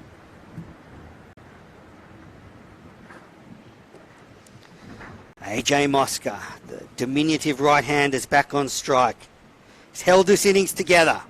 Maladay delivers, and he's swinging that one high towards mid-wicket, and that's 6 more. That's another ball into the car park here at Coogee Oval. Yeah, it's a poor ball. I know there's a lot of pressure bowling towards these death overs here, Menas, but just has got that one completely wrong. It's been a really poor over. What have we got? 2, 6, 2. Is that another no ball? That was very high. 1 and 6. Yeah, I thought it might have been, but the umpire didn't signal it. Well, it looked well above the waist from our vantage point, so the bowler might have got away with one there, and now they're searching for the ball. These hot conditions, it's very busy down at the beach here. The car parks are full, there's traffic, there's people heading down to the water, and they're searching for the white pill, and they've got it. So 22's come off this over as well, Menas, so this has been a real letdown by Randwick Petersham. It's given Sydney Cricket Club a real leg up with a score now 3 for 162 and still 3 overs and 1 ball remaining. Last ball this over. Maladay and Mosques. That's 6 more! And that is the 3rd 6 of this over. And that's disappeared over long on. A well-pitched up delivery. And AJ Mosca is on fire. Yeah, 28 from the over. 3 6s in the over as well. A destructive batting performance here from Mosca and McClintock. Mosca now goes to 45 from 32. McClintock 20 from 13 now with 3 overs to go. 3 for 168, so 200 looks like it might be a canter in the final 4 overs. They only need to get 8 and over. The way they've been going, they should be able to do that, but regardless, this has been a real batting masterclass by this Sydney Cricket Club top order. They have hit the ball a long, long way, plenty of times, plenty of sixes to be called as well, Menas. These last 3 overs, there could be some more fireworks as well. They're looking for the ball. Have they found it? I'm not sure. Their drink bottles are coming out. Have they got the ball back yet? The umpires are looking out. No. Well, I speak of the McDonald's. It looks like one of the fielders has had to go pretty much all the way to the McDonald's on the next corner to fetch it. Has he got a burger? No. He's just come back with the ball. So, what an over in the Kingsgrove Sports T20 Premier Cup. 28 coming off at 3 sixes and a 4. Mosca dashed to 45 off 32 deliveries. McClintock is 20 off 13 deliveries. And that was a big over. So Riley Air to bowl his last over of this match. None for 32 off his 3 overs. And he'd be a little bit nervous right now because the batters are looking to take on the bowling. McClintock waits. It's full ball, and that's a good delivery, quick, and it just squirts off the inside edge to Squat Coit, who does the fielding, and they just get a single.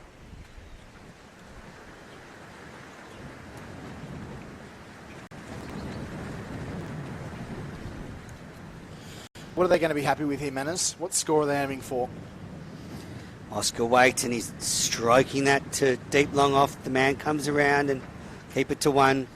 Oh, I think the 200 would be the aim from here, definitely. With 2 and a bit overs to go. It's well within reach.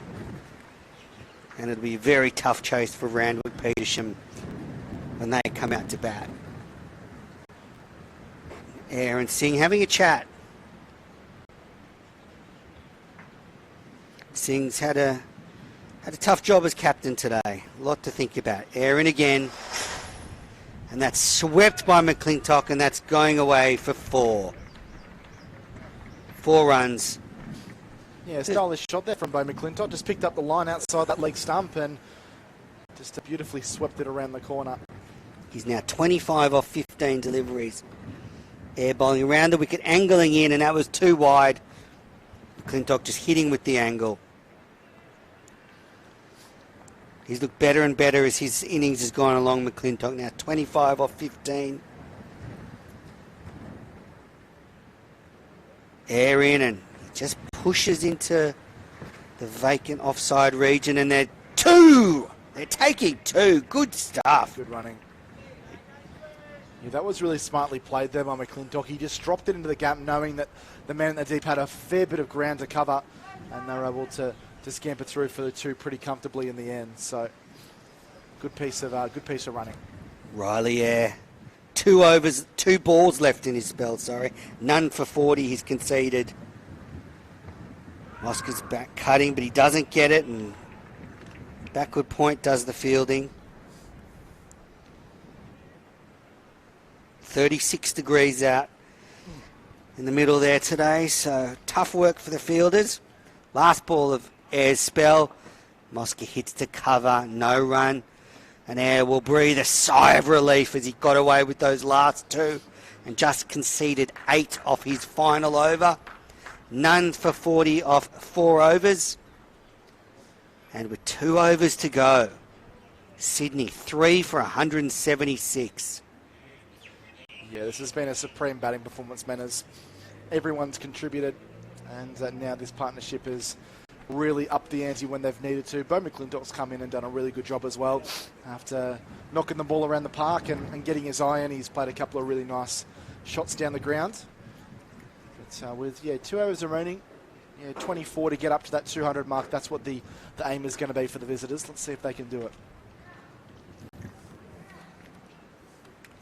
Is it Singh going to bowl the second last over? Yeah, I think you're right. Marshalling the troops in the field. He's swapped long on and mid-wicket. So with these 2 overs to go, protection in the deep. You got a deep long off, deep long on, deep mid-wicket. Deep cover, sweeper, and a third man. Everyone else is up inside the ring. fairly big gap behind square on the onside. Singh bowls and it slaps with a cross bat straight down the ground. They just get one. Mosca there, timing that ball well, brings McClintock back on strike. They would have been disappointed with those 2 dot balls in the last over. I think now the focus for Sydney is to not have any dot balls scoring at a very minimum, at least a single off every ball, which they've done there, and hopefully coming with a couple of big shots. Singh bustles in, delivers, and that's swung again with straight bat down the ground for a single. Good bowling from Singh here, right up in the block hole, not giving them any length to get under. Yeah, well, this is what he did with his last over, which you saw probably 15 or 20 minutes ago. Bowling nice and full at the block hole. Doesn't give the batsman really much opportunity to do anything else. It's they've got to hit it down the ground. He's got protection down there. As long as he doesn't leave them enough room to lift the ball up, then that's the way that it goes.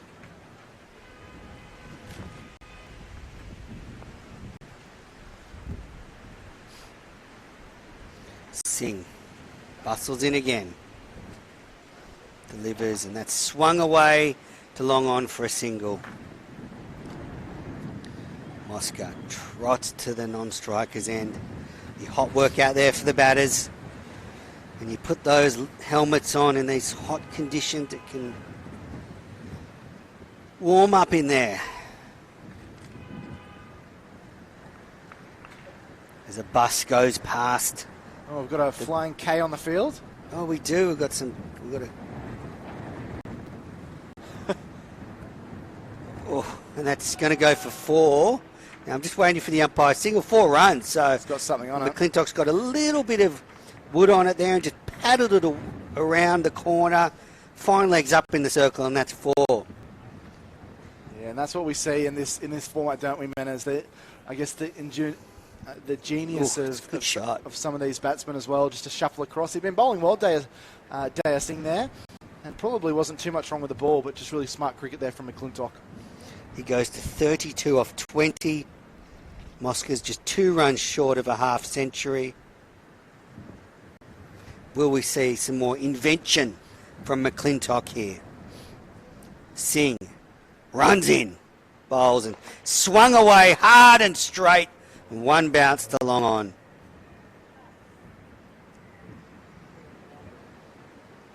Brings Mosca on strike, who's just 2 short of a half century. 48 of 35 deliveries. It's been a perfectly paced T20 innings. He's going in a runner ball for much of it.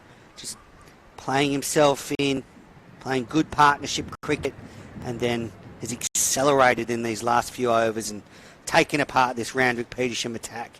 Here's Singh. He's down the track and swinging hard and high and along the ground for 1 run. He's broken his bat. I thought he was raising the bat, but I was going to tell him it's only 49. So AJ Mosca's cracked the bat. That's the end of... Is that the end of the over? It is. The end of Singh's over. So his spell's done. None for 33 off 4 overs. Score 3 for 185 here. Mosca 1 short of a half century as we go into the last over. Gets a new piece of wood. I wonder if that's come from Kingsgrove Sports, Jack. It's where I used to get all my bats as a kid. Yeah, well, look at it. I can see his bat now. It's been completely splintered down the bottom. I think that one's going right on the fire pile. It's been completely butchered at the bottom end there. So 1 over remaining. It's going to take a mighty effort to get to 215 netted off this last over. What can Randwick Petersham do to try and restrict this over to as little as possible? Mosca just 1 away from that half ton as well, 49 from 36 deliveries. So will he be able to clear the fence here? Coit to bowl the last over into Mosca, and that's a wide delivery. Coit's not happy with the call. No, he's not too pleased. Coit, who bowled many death overs for the Sydney Thunder.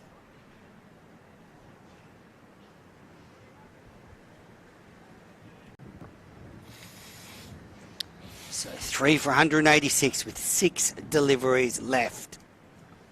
Mosca on strike on 49.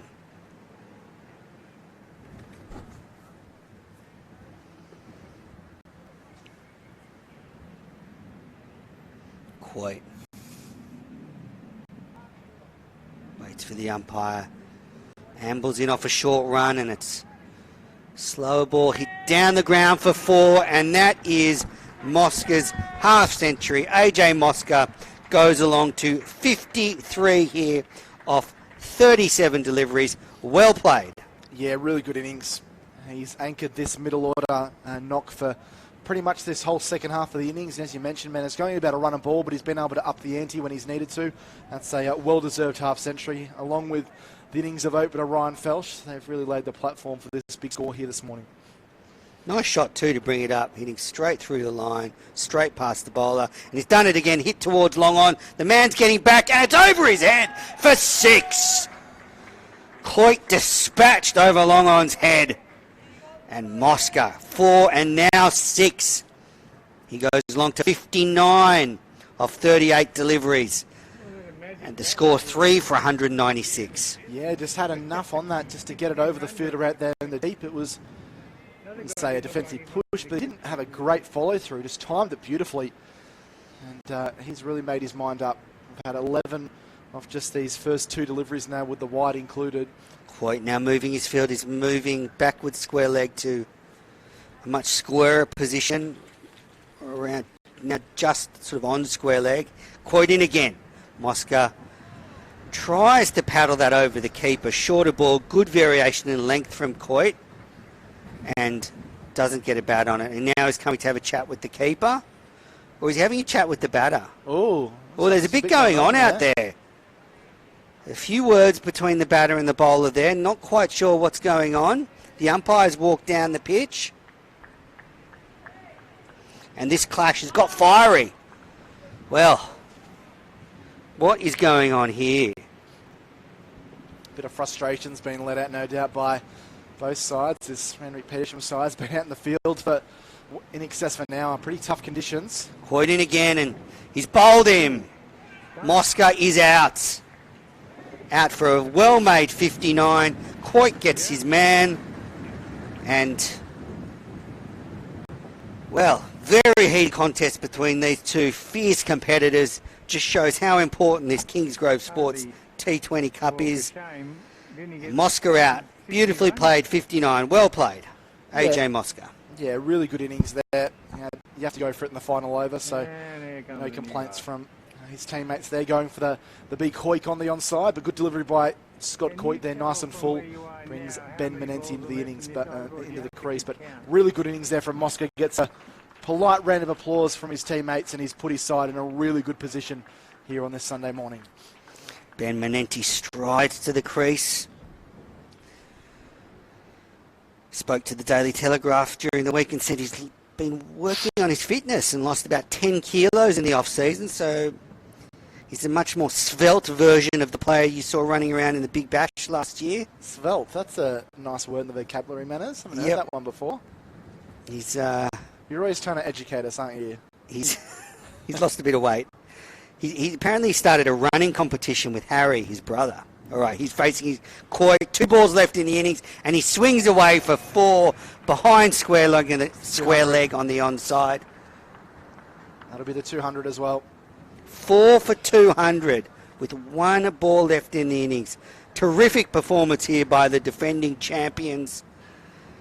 Shown every bit of their class so far today, and no wonder they're on top of the table of the Sydney Sixers conference. Ben Menenti faces the last ball, swings over cover. That's going to go for 6 more. Slams into a palm tree there at deep cover. And what a way to finish the 20 overs. 206 for 4. Menenti 10 not out of 2 deliveries, who are going to the Big Bash with a bit of form. Jack, what a performance by Sydney. Yeah, from the opening ball, they've just batted extremely well. They've batted to their plans, their processes, and I think trouble was brewing for Randwick Petersham pretty much in that first over, we saw Ryan Felsch hit back-to-back sixes, and he ended up scoring a really good innings of 48 off just 25, and it was continued throughout the innings. Mosca obviously played that wonderful innings of 59. We also had some really good innings in that middle order as well.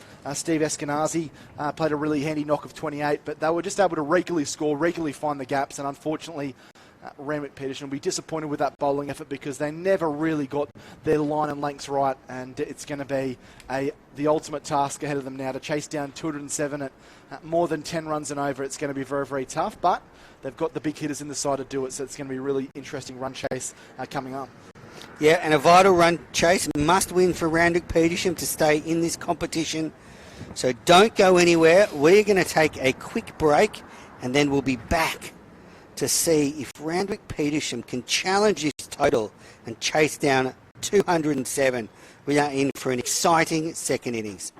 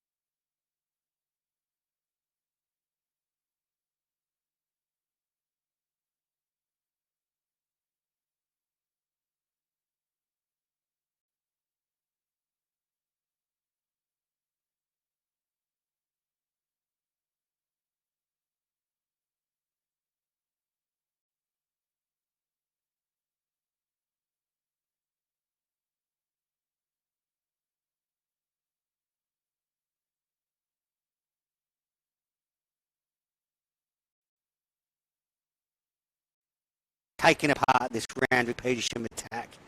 Here's Singh. He's down the track and swinging hard and high and along the ground for one run. He's broken his bat. I thought he was raising the bat, Yeah. but I was taking apart this Randwick Petersham attack. Here's Singh. He's down the track and swinging hard and high and along the ground for one run. He's broken his bat. I thought he was raising the bat, Yeah. but I was taking apart this Randwick Petersham attack. Here's Singh. He's down the track and swinging hard and high and along the ground for one run. He's broken his bat. I thought he was raising the bat, Yeah. but I was... Waits for the umpire. Ambles in off a short run and it's slow ball hit down the ground for four, and that is Mosca's half century. AJ Mosca goes along to 53 here off 37 deliveries. Well played. Yeah, really good innings. He's anchored this middle order knock for pretty much this whole second half of the innings. And as you mentioned, man, it's going about a run and ball, but he's been able to up. Wait for the umpire. Ambles in off a short run and it's slow ball hit down the ground for four, and that is Mosca's half century. AJ Mosca goes along to 53 here off 37 deliveries. Well played. Yeah, really good innings. He's anchored this middle order knock for pretty much this whole second half of the innings. And as you mentioned, man, it's going about a run and ball, but he's been able to up. Waits for the umpire. Ambles in off a short run and it's slow ball hit down the ground for four, and that is Mosca's half century. AJ Mosca goes along to 53 here off 37 deliveries. Well played. Yeah, really good innings. He's anchored this middle order knock for pretty much this whole second half of the innings. And as you mentioned, man, it's going about a run and ball, but he's been able to up. Nice shot too to bring it up, hitting straight through the line, straight past the bowler. And he's done it again, hit towards long on. The man's getting back and it's over his head for six. Nice shot too to bring it up, hitting straight through the line, straight past the bowler. And he's done it again, hit towards long on. The man's getting back and it's over his head for six. Nice shot too to bring it up, hitting straight through the line, straight past the bowler. And he's done it again, hit towards long on. The man's getting back and it's over his head for six. With the wide included. Quite now moving his field, is moving backwards square leg to a much squarer position. Around now just sort of on square leg. Quite in again. Mosca tries to paddle that over the keeper. Shorter ball, good variation in length from Coit, and doesn't get a bat on it. And now he's coming to have a chat with the keeper, or is he having a chat with the batter? Oh, Well, there's a bit going on out there. A few words between the batter and the bowler there. Not quite sure what's going With on. the wide included. Quite now moving his field, is moving backwards square leg to a much squarer position. Around now just sort of on square leg. Quite in again. Mosca tries to paddle that over the keeper. Shorter ball, good variation in length from Coit, and doesn't get a bat on it. And now he's coming to have a chat with the keeper, or is he having a chat with the batter? Oh, Well, there's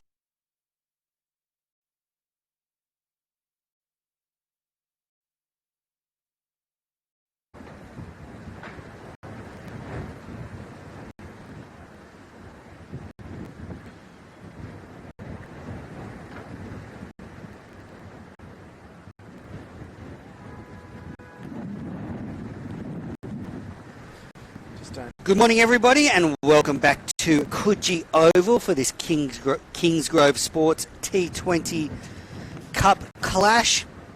Randwick Petersham coming to the crease, chasing 270 for victory and to keep their season alive. This is must-win stuff for Randwick Petersham, and they've got a big total to chase. Jack, what do you think, Jack?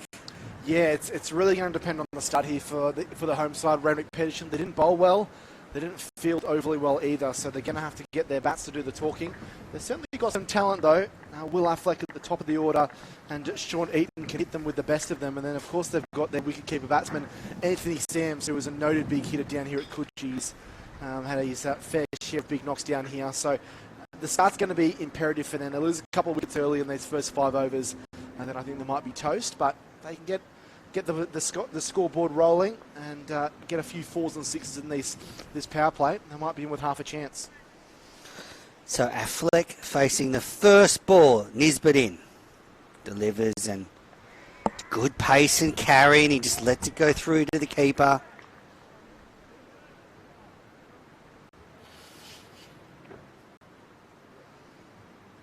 Nisbet, the tall bowler from Sydney Cricket Club.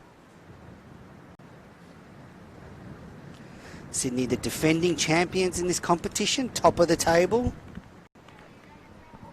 And they've looked every bit of that class today. Champions. Nisbet in. Delivers to Affleck, who's caught on the pad. There's a big appeal. Not out. Yeah, nice areas there from Nisbet. Just skidding on a little bit. And champions. Affleck not really sure whether he wanted to come forward or wanted to go back. Just kind of got trapped on the crease a touch.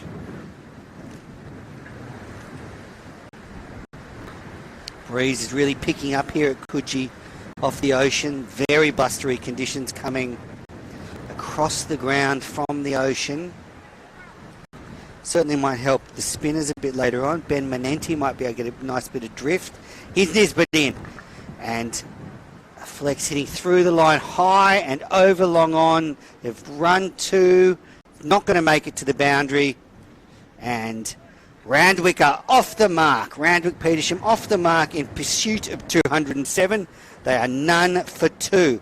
And Jack, if they're going to chase this down, they've got to go hard in these first 6 overs while the field's up. Yeah, you're exactly right, Menas. That's the right idea. Didn't really time it there, did Will Affleck, but was able to get it up over the infield. So they've got to try and mimic what Sydney did in these first 6 overs and try and hit over the top. Affleck waits for Nisbet. It's a bouncer and he gets under it. Oh, Sydney, look up for this clash. We saw Coit and Mosca getting into a bit of verbals at the end of the innings, of the Sydney Cricket innings, Sydney Cricket Club innings. So, yeah, there's a lot of fire in this clash. You see that short ball there. And Affleck getting under it. Sydney look up for the fight today. They started well with the bat and they've started well with the ball. Can Randwick Petersham resist? Nisbet in. And he's swinging across the line. He'll get the bottom edge and it's running away to fine leg for 4. Not the most elegant of shots from the Randwick Petersham opener, but a boundary nonetheless. And that'll frustrate Nisbet. Yeah, they doesn't matter how they look, they all count. It's valuable runs. They need to get off to this quick start, and 6 from this over so far, probably not where they want to be, but need to keep working these gaps and taking some calculated risks against this new ball. Fleck waits. He's been in, and it's defended nicely into the covers. No run. Manenti does the fielding, and that's the over. The end of the first over. None for 6 for Randwick Petersham in pursuit of 207. Nisbet just conceded 1 boundary off that first over. A little bit more of a sedate start than we saw the Sydney innings that hit 2 sixes in the first over. That's right, yeah. It was good bowling there for Nisbet in that first over, getting it in a good area, so yeah, making it difficult for the Randwick Petersham batters to really try and attack. So let's see how this second over pans out.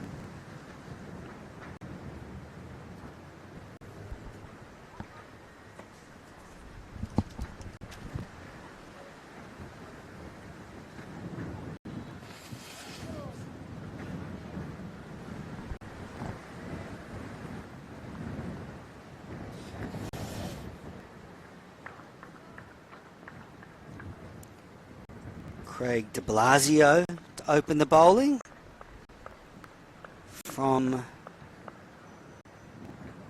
southern end of the ground.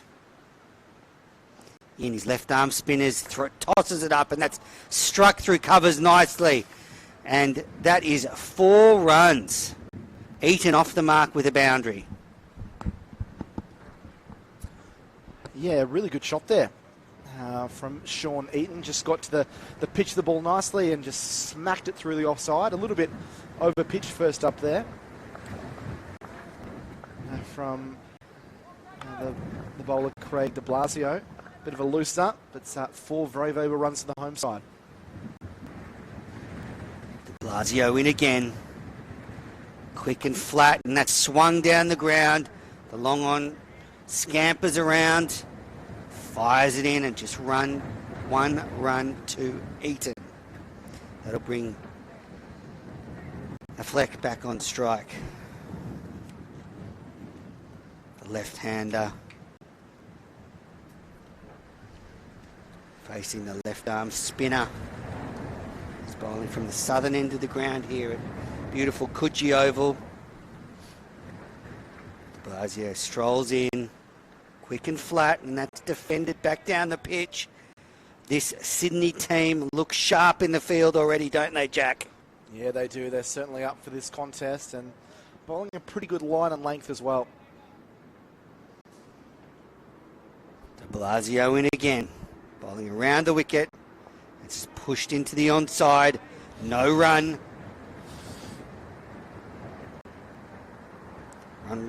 Run rate required already well over 10. Randwick Petersham need to win this game to stay alive. What can they do? In comes de Blasio. And that's a good ball right on the money, and a Fleck just nudges it for a single. There was a shy at the stumps at the non-striker's end, and a Fleck might have been in trouble there, but the ball did not hit the timber. Yeah, it's such a difficult position to be in when you're chasing such a big score. You've kind of got to throw the willow, but at the same time, it can be hard when the opposition is bowling such a good line and length, a disciplined line and length as well. Eaton facing the last ball of de Blasio's first over. That's a very good delivery. Flat, quick, hard to get under, and a great start. Just 6 coming off it. When you consider the first ball was hit for 4, good comeback by de Blasio, and Randwick Petersham none for 12 after 2 overs here. Yeah, and smart work there by Dan Smith as well, bringing on a spinner, just taking the pace off the ball, making the batsman have to do the work with in reference to trying to club the ball to the boundary a little bit harder and to try and make your own pace. Great to have this match streamed exclusively on the dailytelegraph.com.au. So welcome to all the viewers watching on that platform. And you're seeing a vital clash. Randwick Petersham up against the defending champs. They need to chase down 207 to stay alive. And a massive day of cricket in Sydney. You can watch the One Day International exclusively live on Foxtel and KO later this afternoon. Nisbet in again, and a Fleck swinging at that one, and he's dropped. For 4. It's gone over the rope for 4. Oh, desperate stuff there by the third man. A Fleck came down the pitch, caught the top edge, and fielder at third man could not hold on to it.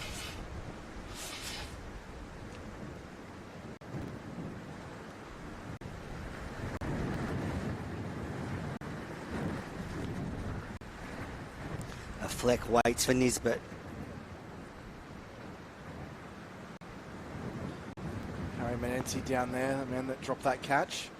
Certainly want that back again. He seemed to get there very quickly, maybe, but just been worrying a bit about where the boundary was. Nisbet in again. It's a short ball, and a Fleck just working it to third man for a single off the face of the bat. Brings Eaton back on strike wearing the number 23. So first chance goes down. Sydney dropping a Fleck. He was just on 7, now on 12. How much can he make them pay for that one, Jack? Yeah, it'll be stealing himself that he's got a second chance here. It was a catch that really should have been taken as well. But they need a really big innings from him, I think, if they're to even get within cooey of this required total. Nisbet in. Eaton's just slamming down on a full ball and heads out to point. No run. Aggressive field by the Sydney skipper Dan Smith. There's a slip, a third man, gully, short cover, mid-off, mid-on, mid-wicket, deep square leg, and a short fine leg. Dan Smith doesn't have the gloves on, just waiting for a catch there at first slip. Here's Nisbet in and swung across the line by Eaton. And that's just waiting for the ump. That's 6. Nisbet dropped it short and Eaton hit that powerfully over mid-wicket with a flat bat. Yeah, really good shot. He picked up the length beautifully and just crunched. You could hear the crack off the middle of the willow and was able to clear the boundary for 6. There's a couple of big shots that have come from the willow of this opening pair now. They start to warm to this run chase.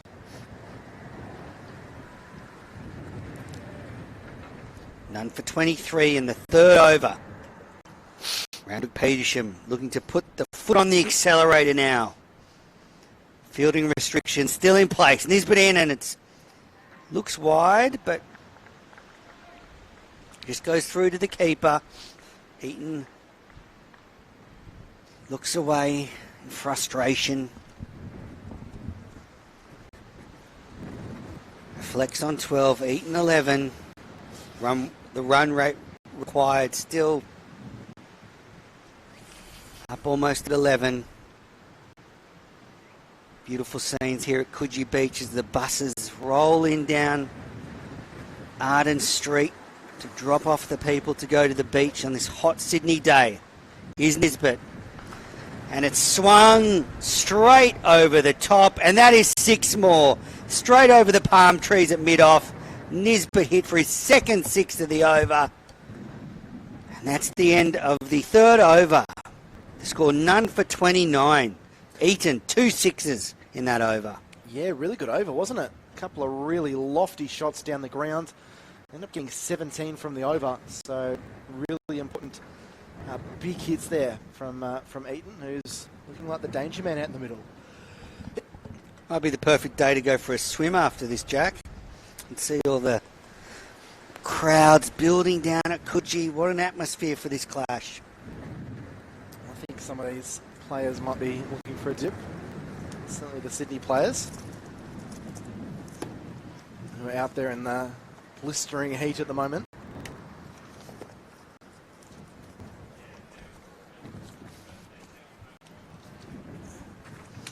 Now there's going to be a change of bowlers. De Blasio's been taken off. And Felsh has been brought on to bowl. Comes in and bowls to a fleck. It's swinging hard and high. And he's caught in just inside the rope. Great fielding there at deep mid-wicket. Ben Manenti took a good catch, then tossed the ball up as he went over the rope. He went back into the field of play, took the catch. We see that type of fielding all the time in T20 cricket now, Jack, but it's always brilliant. Yeah, I guess that shows the class of the player that's played in that BBL system, because that is the staple for the outfielders, but really nicely done. They just didn't quite get enough on it. Maybe held up a touch in the breeze as well and gave Manenti time to run around, take the catch, throw it back in the field of play. That's a blow for Randwick Petersham because this opening pair was looking good, but the first wicket falls with a score at 29, bringing Anthony Sams out to the middle. Felsh getting a wicket with his first ball. Batted well earlier and now gets a wicket. 6 with his first ball, or 6 with his first 2 balls, and now a wicket with the first ball. It's turning out to be quite the afternoon, or quite the morning for Ryan Felsh.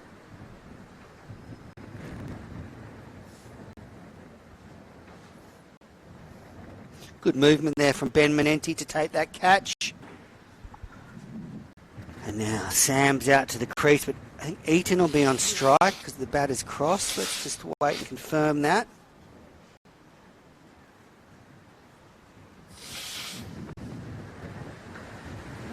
Big early wicket for Sydney. Yep, Eaton's on strike. 3.1 overs gone, 1 for 29 here. In this Kingsgrove Sports T20 Cup clash.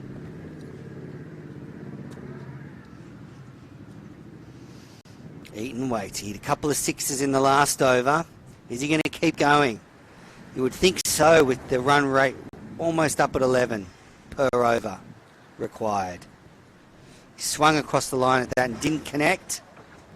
The bowler puts his hand up in excitement. Yeah, well, it's what they need to do. I know they've just lost a wicket, but there's no point kind of pottering and digging around and letting that run rate climb to 13 or 14 and over. I think in these first 6 overs, you've got to try and go hell for leather, try and get a couple of big shots to keep you in line with that required run rate. Eaton on strike to Felsh. He swings at that one and it tumbles off the bottom of the bat, almost the toe of the bat. Eaton and Felsh does the fielding.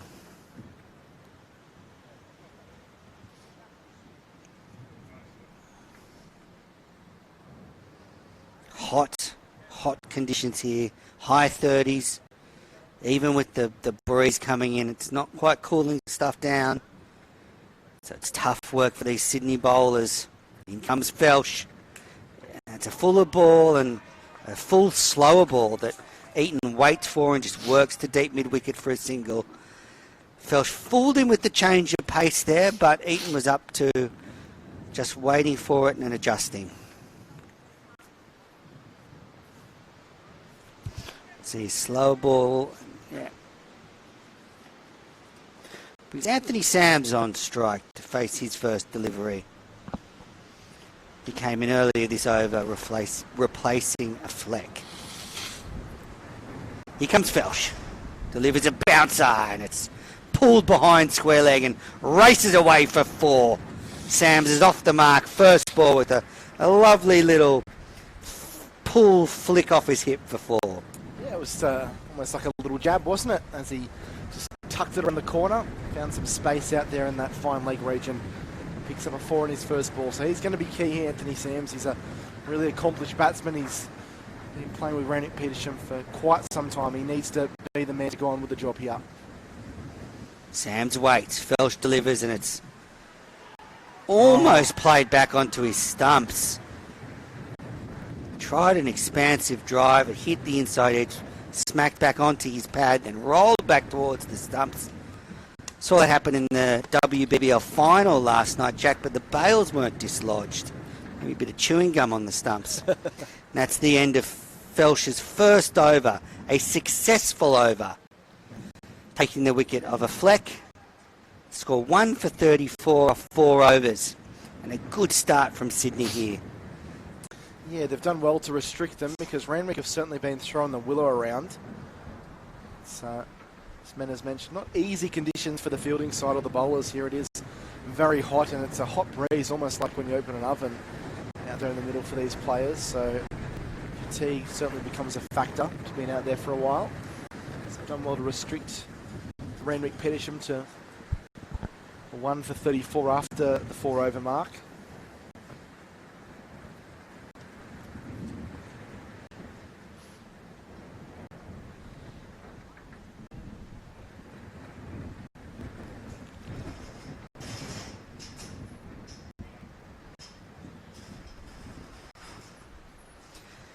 So Cricket New South Wales in the middle of a purple patch, really, Jack. They're Sheffield Shield winners, Big Bash winners. The Sydney Sixers beating the Melbourne Stars earlier this year. Eaton's down the track and hitting that long and hard for 6. What a shot. Ben Menente's first ball has been dispatched into the neighbouring suburbs. What a shot from Eaton. Just skip down the wicket and bang, 4 runs. Yeah, 6 runs, sorry. It's not a big boundary down the grounds, and he used his feet nicely there, Eaton, getting to the pitch of it and just lifted it up over the top of the infield, and it went well over that back fence there. And I could see on the side of the road. I could see one of the neighbours doing the fielding from his front yard, so he's picked it up and tossed it in. Good arm from the gentleman walking past the ground there, and they found the ball. But yeah, so Sydney Sixers winning the Big Bash earlier this year, and now the Sydney Thunder beating the Melbourne Stars to win the Women's Big Bash. Quite the treble for New South Wales cricket. Menente's in again, and that's hit over cover for 4 more by Eaton. And the Sydney Sixers bowler has gone 6-4 to start his spell. Well, here's what happens to him is what he did to the bowlers. He came out and hit a 6 and a 4 and got 10 off 2 balls. So he's getting a bit of a pasting himself, but he's looking ominous mood here, Eaton. So Manenti's bowling around the wicket to try and tighten up the lines and not give Eaton any width. And see Eaton swing across the line at a full ball there, not connecting. So Manenti, cagey bowler, experienced bowler. What can he do? In again. Quick ball, and that's very quick and comes off the top edge of the bat and goes through third man for 4. Eaton trying to hit that one over deep mid-wicket's head. Ended up going over third man's head for 4. So 14 runs coming off Manenti's first 4 deliveries. Tomorrow he heads into camp with the Sydney Sixers, and then the Big Bash starts on December 10th, and you can see all of that on Foxtel and KO. Here's Manenti again, and it's pushed in the air to mid-off. He was beaten in flight and pace there. Some good guile shown by Manenti, but it just fell short of mid-off. Last ball of his first over. In comes Manenti, swung high. The fielder is getting back, and he's taken the catch. Eaton's gone. And Felsh takes the catch. Manenti gets a wicket. And he went for 14 runs off his first 5 deliveries and gets a wicket off his 6th. Yeah, probably didn't need to play that shot, Eaton, I don't think. They'd already picked up 14 from the over. Probably just would have been better paddling that one around the corner, trying to pick up the single. But instead, he went for that big shot, and it skied off the top edge. And Felsh showed a good performance there to get under the ball. Was swirling around in this breeze a little bit, but was able to steady himself and showed he had a safe pair of hands. So not really what Randwick Petersham needed. Second wicket falling at 48, but they're going to go for these runs while the field is up. And the run rate required around about 10.5 and over. So they're there or thereabouts, but the wickets lost is a bit of a concern at this stage. Riley Eyre coming out to the crease. And really feel like Randwick need one of these players to get stuck in and anchor this innings. I need someone to do what AJ Moscow did earlier today. AJ Moscow. Well, if one of them can stay in for more than 6 or 8 overs, they're probably going to get a pretty big score. But as it stands, when you're going at the bowling this quickly, Manners, it's just that huge risk of getting out. You're right, someone needs to try and stick around, because otherwise they'll find themselves all out after 13 or 14 overs here. Sean Eaton, a blistering 32 comes to an end.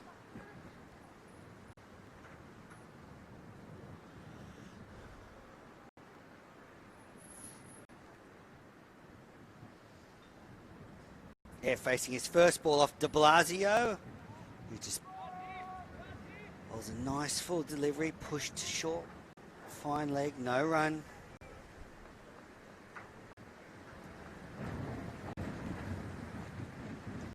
De Blasio in again. Swung across the line, no run. There's a nice flat action, does de Blasio. It hurries the batsman on. Even those short balls, they don't have a whole lot of time to play their shots. In from the southern end, de Blasio again. Nice quick ball that's reverse swept. And that's running away. The fielder's chasing it. He slid and picked it up and kept it to 2. Nice little bit of invention there from Riley Eyre. And watching Glenn Maxwell and Steve Smith and the like play the reverse sweep on the Aussie side. It's just become a common part of cricket now, isn't it, Jack? Blasio in again and tries to play across the line and doesn't get it. It's a shot that can put the bowler off their rhythm and off their line and length and where they've been bowling. Yeah, we see a lot of players that use it really expertly these days. It's also a captain's nightmare, because you've set the field and that's pushed to mid-wicket, just short of the man there, and they get a single.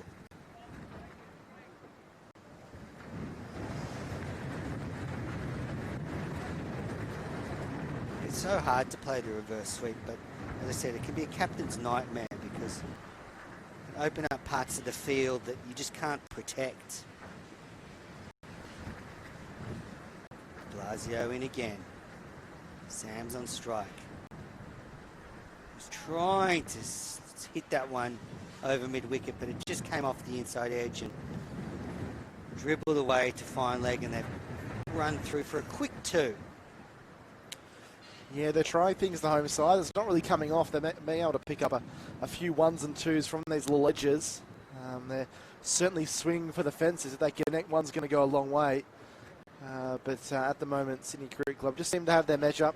They've bowled in some good areas and certainly bowl into their plans as well. And they'll be happy with the power play having finished it with the score at 2 for 53 after 6.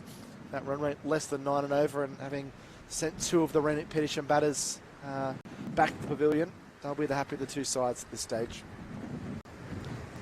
Definitely. It's going to be a tough task for Randwick Petersham to chase this down, but 53 after 6 overs gives them a launching pad to make an assault on this target. With their season on the line, they've got the motivation to do it. And we are in for an exciting 14 overs. Just takes a couple of big overs as well, man. As you have an over where you get 15 or 16, and then another over where you pick up 12 or 13. You put yourself right back in the conversation. So it's Nick Bills coming into the attack. It's just pushed to deep cover for a single. Air moves along to 4. Anthony Sams is 6 not out.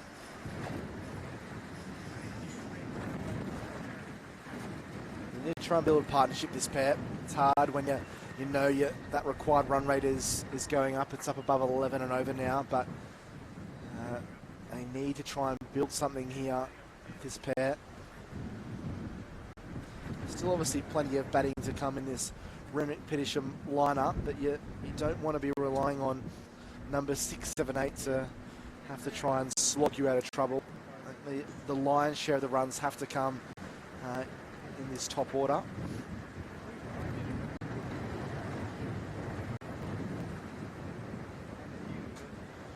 Anthony Sams, he's a big hitter. We've seen that. He's played a bit of second order cricket for New South Wales. Let's see what he can do here.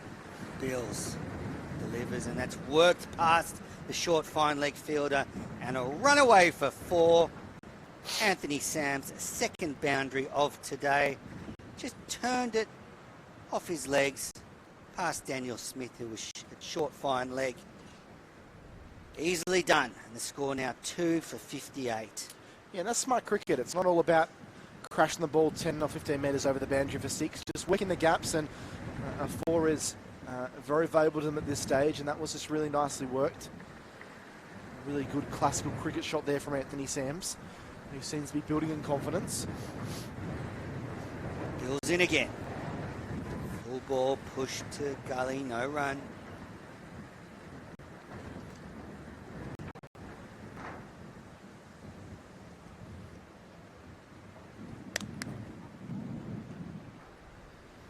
Now that we're not in the power play anymore, man, as you can see that Dan Smith has shuffled his field out.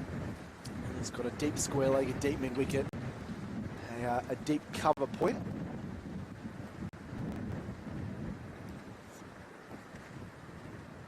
Bills delivers, and it's worked by Sams to the deep square leg, and they jog through for an easy single.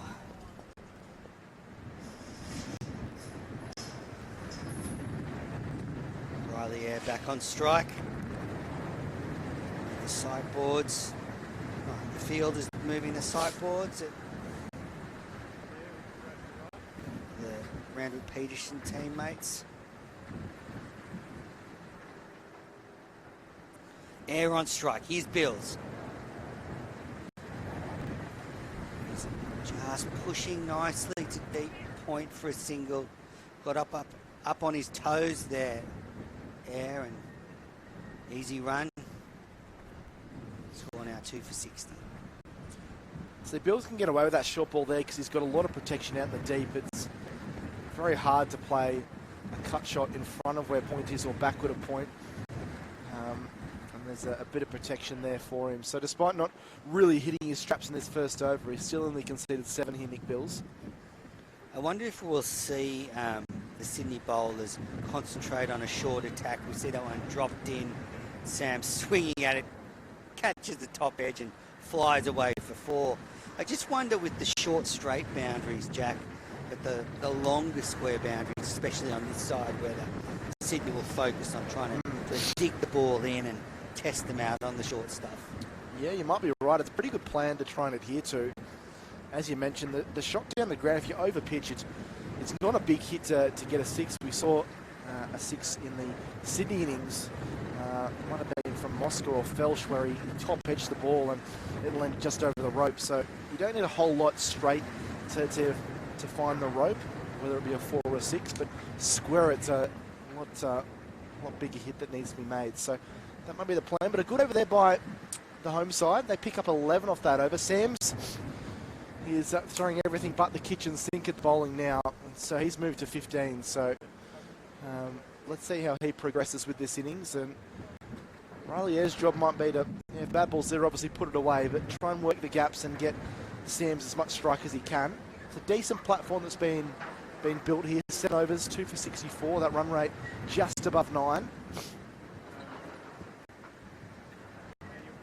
You wouldn't want to be leaving yourself any more than 100 in those last 10 overs, which is going to be hard because they need to get 42 or so in the next 3 to maintain that. But let's see what Riley Ayres can do here. The opening batsman, he opens in the first grade competition with Randwick Petersham. There's a change in the bowling. We've got Harry Manenti coming on. Ben's younger brother, I think. He was the hero over in Adelaide in the T20 National Championships. Came in and hit 2 6s in the final over to get the Sydney Cricket Club home by 2 wickets after they'd been cruising earlier in the run chase. Riley Ayres on strike. Here comes Harry Manenti. Bowling around the wicket. It's hit straight for a single.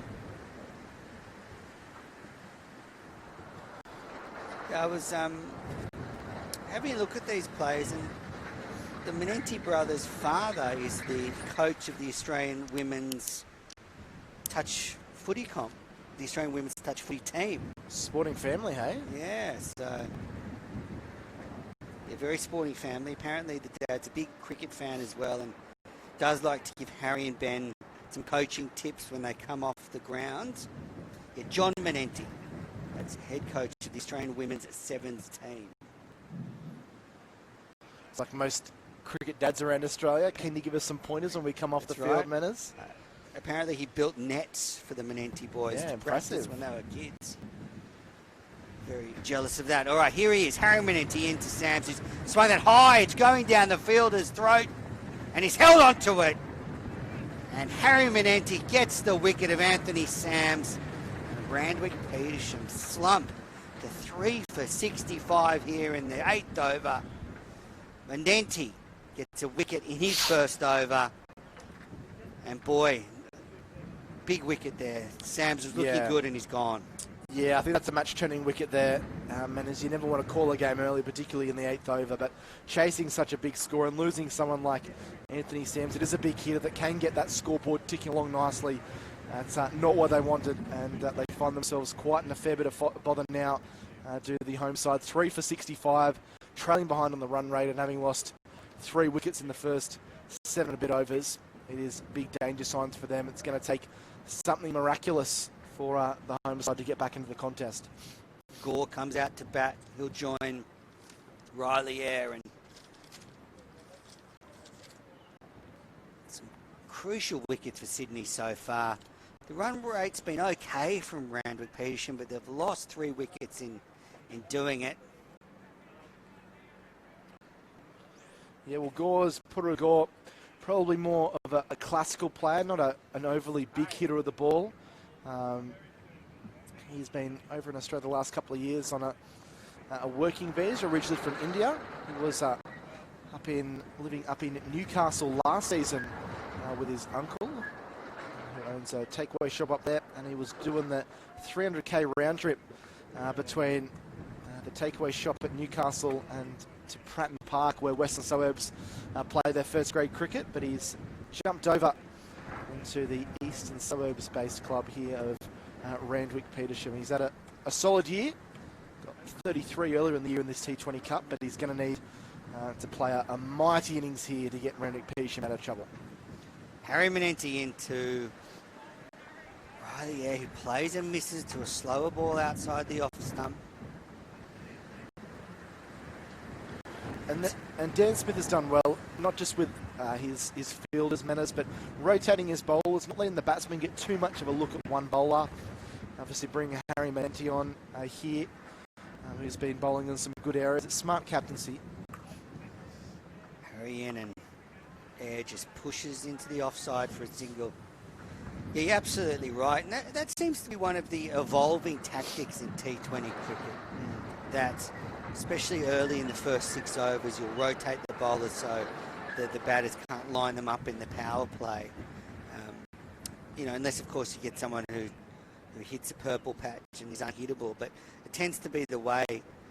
Rotate the bowlers around. And Smith's done it well. We've seen some good bowling so far from Sydney.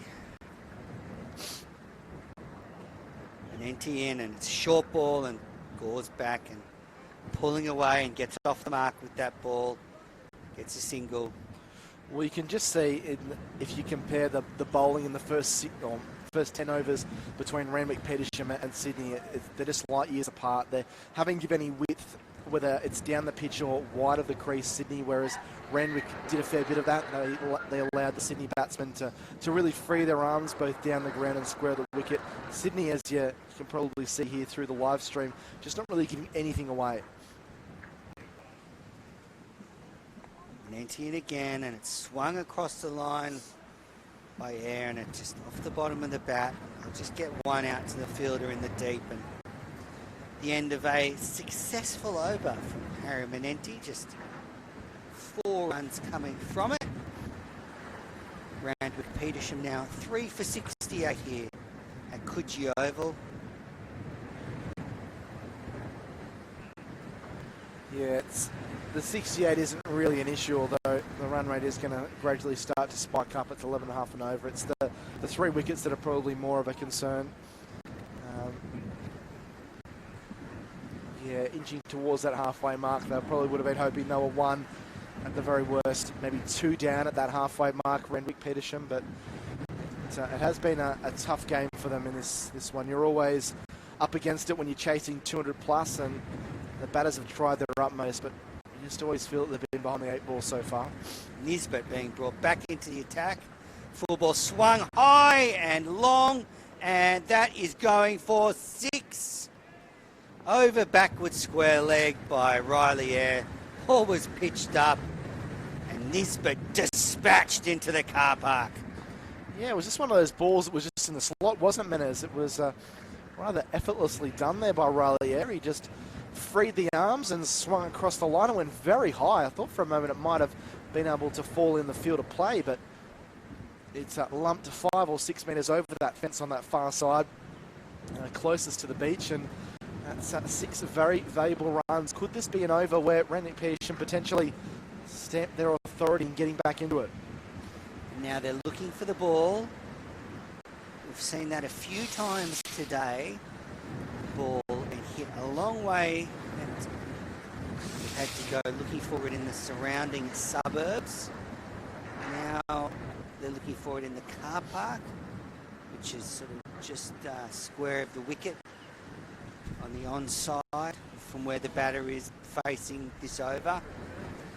And well, could have rolled all the way to Coogee Beach the way that was hit.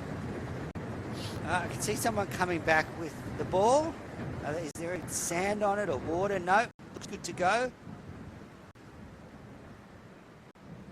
Riley Eyre hitting the Sydney opening bowler a long way. And Nisbet's figures have ballooned out to none for 29 off 2.1 overs. Eyre scratches his mark. Waits for Nisbet. What will he do? My guess is this won't be a full ball.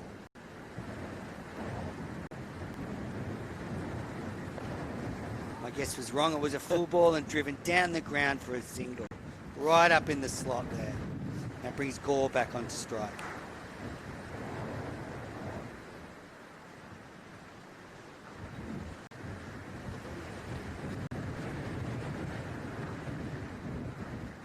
Very full ball from this, but right in the slot. Hard to get under that one.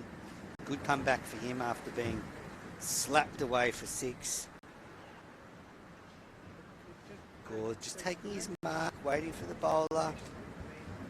Holds the bat up like Steve Smith and then defends, and they just take an easy single.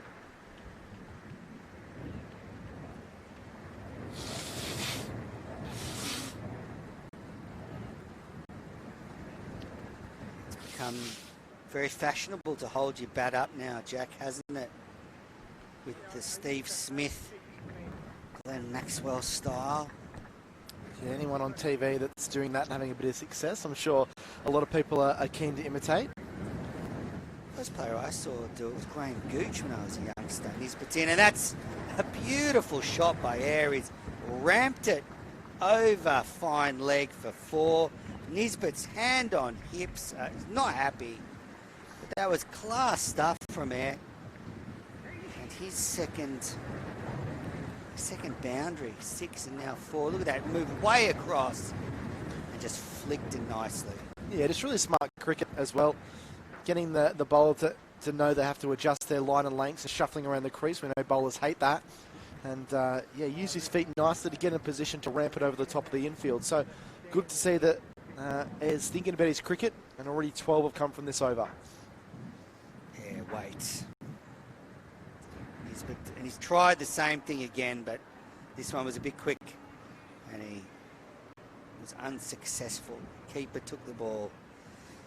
Hopeful appeal by the keeper. I don't think he was ever really invested in it. Yeah, 19 of 15 deliveries. Just starting to get into top gear. And well, Randwick Petersham needs someone to put the foot down and have a crack at this 207 target.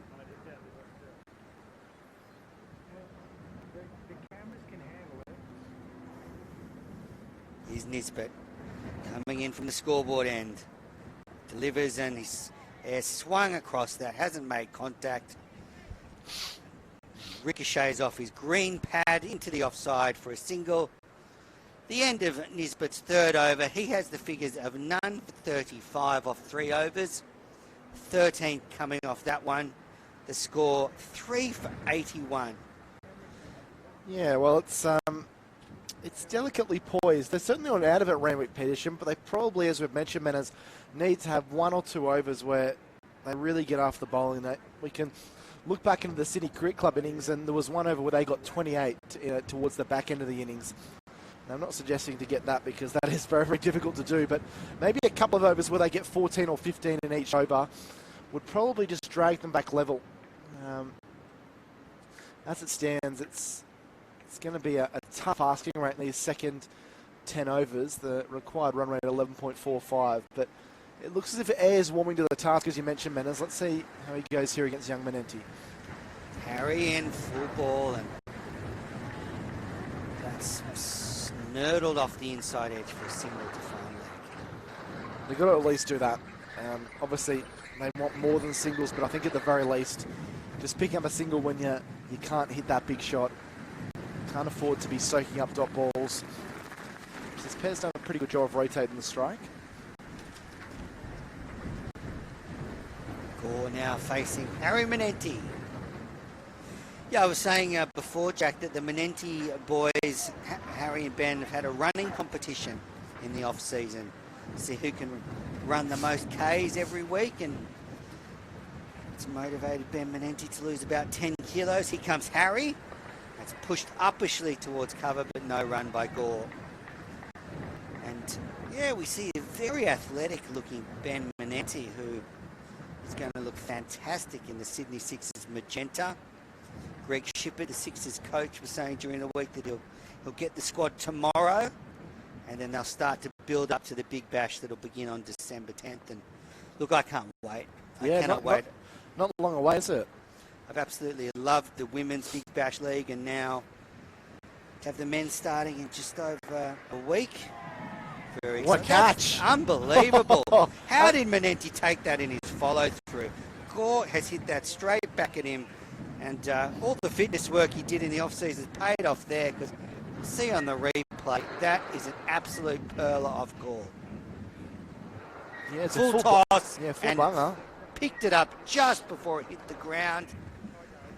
That'll bring Scott Coyce to the crease, and wow, what a catch by Harry. Yeah, you can feel a little bit unlucky there, Puru Gore, because he hit it like a tracer bullet, but I think it was in one of those instances, Menas, where it just hits the hands and sticks. Good follow through there from Manenti. He's picked up a couple of really important wickets here, and his side well and truly on top here at 482 in the 10th. And Gore, well, he'll be unhappy with that. Got a full toss. All he could do was hit it back at the bowler. And it's so hard in your follow through to when you've delivered the ball to get your eyes back at the batter and then to catch a ball coming at you. So tremendous stuff there from Harry Manenti. And that brings Scott Hoyt to the crease. And that target of 207, it looks a long way now. Look, we saw Scott Hoyt get pretty animated toward the end of the bowling innings, Jack. I wonder if he'll just come out here with a little bit more motivation, a little bit more fire in the belly to get a few back at this Sydney team that did punish the bowling earlier. But here's Manenti, first ball to Coyte, another full ball, and Coyte, lovely hands there, just waited for the full ball and guided it square, and they've come back for two. He's off the mark. Just shows the experience and class of someone like Coyte that's played a lot of cricket, not just first class and T20s, but in the first grade competition across the years. He was a Fairfield Liverpool player for a long time, but that was just really expertly done first ball. And he's one that he can really cause some damage when he gets going. Manenti in, and Coyte's just playing across the line, swinging it away to mid-wicket for a single. Harry Manenti now 2 wickets, the figures of 2 for 8 after 1.5 overs. Match-turning stuff. And his brother Ben picked up a wicket, so the Manenti boys picking up 3 of the 4 wickets. Good day for the brothers. Here's Harry into Riley Eyre. Drives through, covers, gets past the fielder, and they get one. The cover fielder will be disappointed he didn't stop that one. And a lot of responsibility now on Riley Eyre's shoulders, you would feel, Jack. He's the man in. He's batted well so far.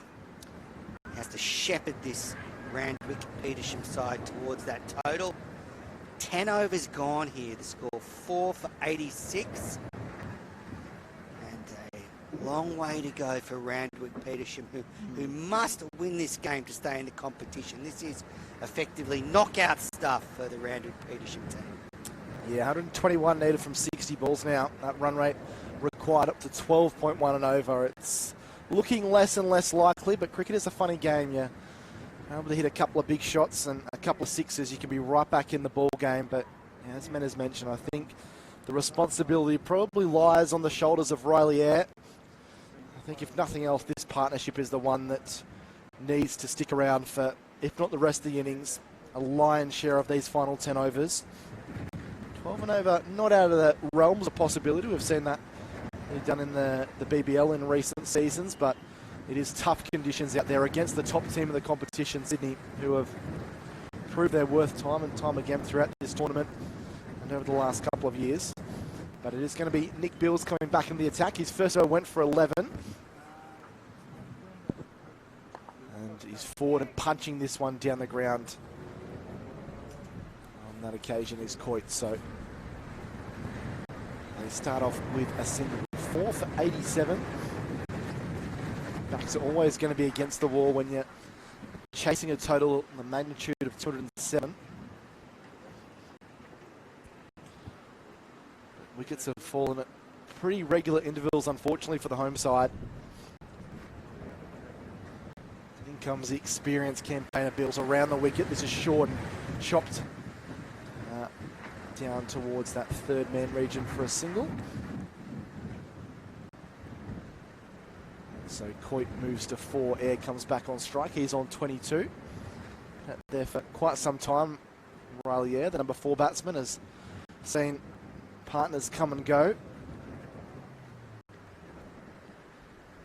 Jack, I don't know if you paid much attention to the one-day international at the SCG on Friday nights. It finished very late. I'll continue after this delivery. Bills in, short of a late. This one chopped in the air down towards Smith at third man, and a single is collected. It was a very slow game, and the game finished around 10 or 11. And interestingly, there's a curfew at the SCG for the ground announcer and stuff. So at 11 o'clock, the ground went silent for the last 10 minutes of the game. There was no, nothing announced. It was very strange. Bills in. This ball's cracked. Struck beautifully down the ground there by Air. They think about a second. There's a bit of confusion between the batsmen, and they just settle for the single on that occasion. Of course, the second game of that series begins this afternoon on Fox Cricket and KO. Saw Steve Smith smash the third fastest one-day international century by an Australian of just 62 balls on Friday. Air waits for Bills to deliver a slower ball, which just slaps into the pad and drops on the leg side. This has been a good over from Bills, just 4 singles from it.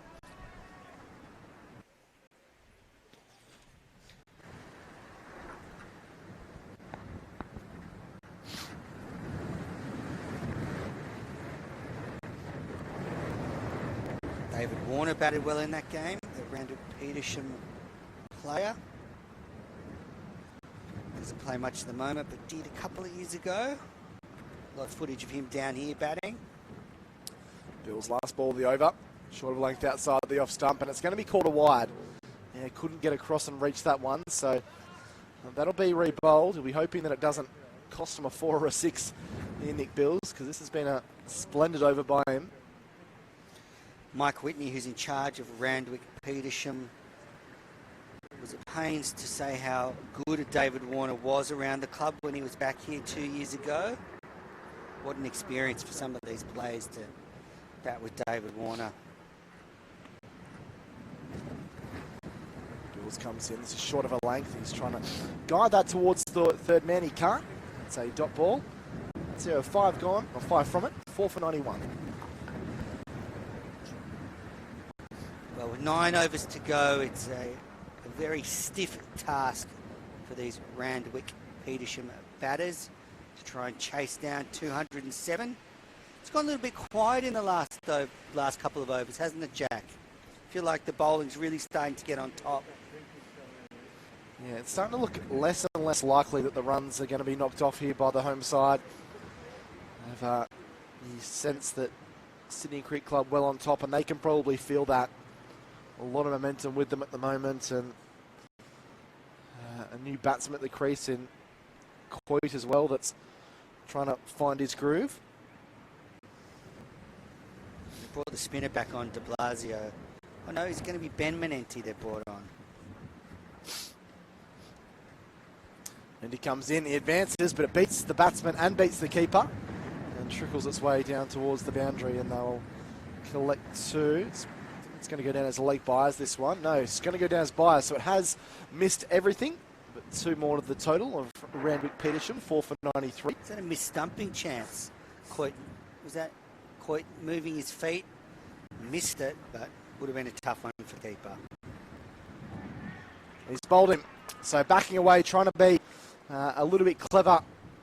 There was Coit, and isn't able to get any bat on it, and it cannons back into the stumps. So another wicket falls, and I guess you could say the end is becoming more and more nigh with each delivery being bowled. Randwick Petersham now 5 for 93. Coit makes his way back to the pavilion. He's gone for 5. Yep, it's the tale of the Menenti brothers so far in this innings. 2 wickets apiece. And just when you think Randwick Petersham might be working their way back into this contest, one of the Menentis gets a wicket.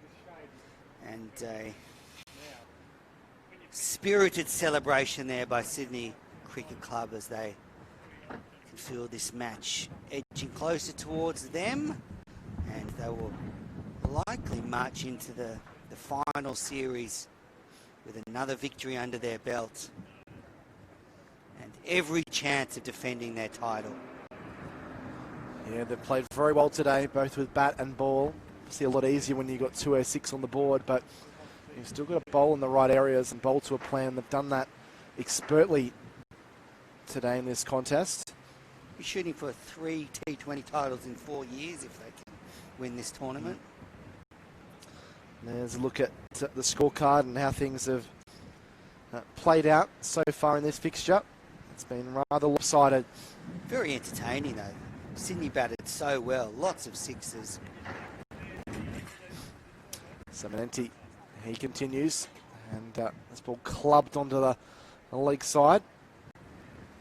De Silva is the new man. And, a tricky position with his side in all sorts at 5 for 93. And he smacks this one down the ground. They're down towards long on and collects a single. So time and overs becoming the enemy of the home side at the moment. That run rate up above 13.5 and over. Well, yeah, still there though on 23. Can he come up with some big shots here? And comes Menenti and heads forward and just dropping on the offside. Was a bit of a mix-up between the two batsmen. De Silva quite eager to get down the other end and was sent back by his partner.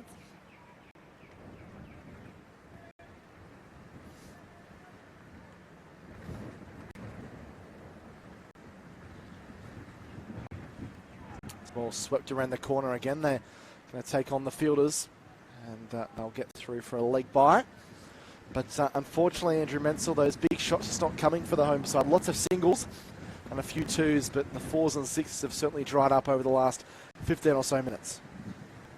Yep, it's been all the Sydney bowlers, really all this whole innings, apart from a few bursts from the Randwick Petersham batters. They just haven't been able to get any consistent momentum up, and Dan Smith, the wily skipper for this Sydney Cricket Club, knows exactly what he's doing. He's rotated the bowlers around, he's mixed them up, he's known when to use them, and well, it's been frustrating for Randwick Petersham. Now that run rate required is up to 14. It takes something special, almost something miraculous, if they were to get home from here. I guess that's the advantage of having someone the experience of Dan Smith. There's the bowling card. Ben Menenti, 215 from 2, has been very good when you think that he had 10 runs taken from his first 2 balls. Harry Menenti very good as well, 2 overs, 2 for 9. They've combined to take 4 for 24 from 4 overs, which has virtually extinguished this run chase by Randwick Petersham. So air 23. De Silva on 1, 5 for 95 with 8 overs remaining. And Felsh back into the attack as this ball's smacked high in the air. There's an opportunity in the outfield, but just lands away from Nisbet. And is cleaned up in the outfield, and they will collect a single there. So air moves to 24, 5 for 96. De Silva on strike. Well, it's 38 degrees out there for the players, so very tough work. They'd be glad this is only a T20 game and not a 50-over game.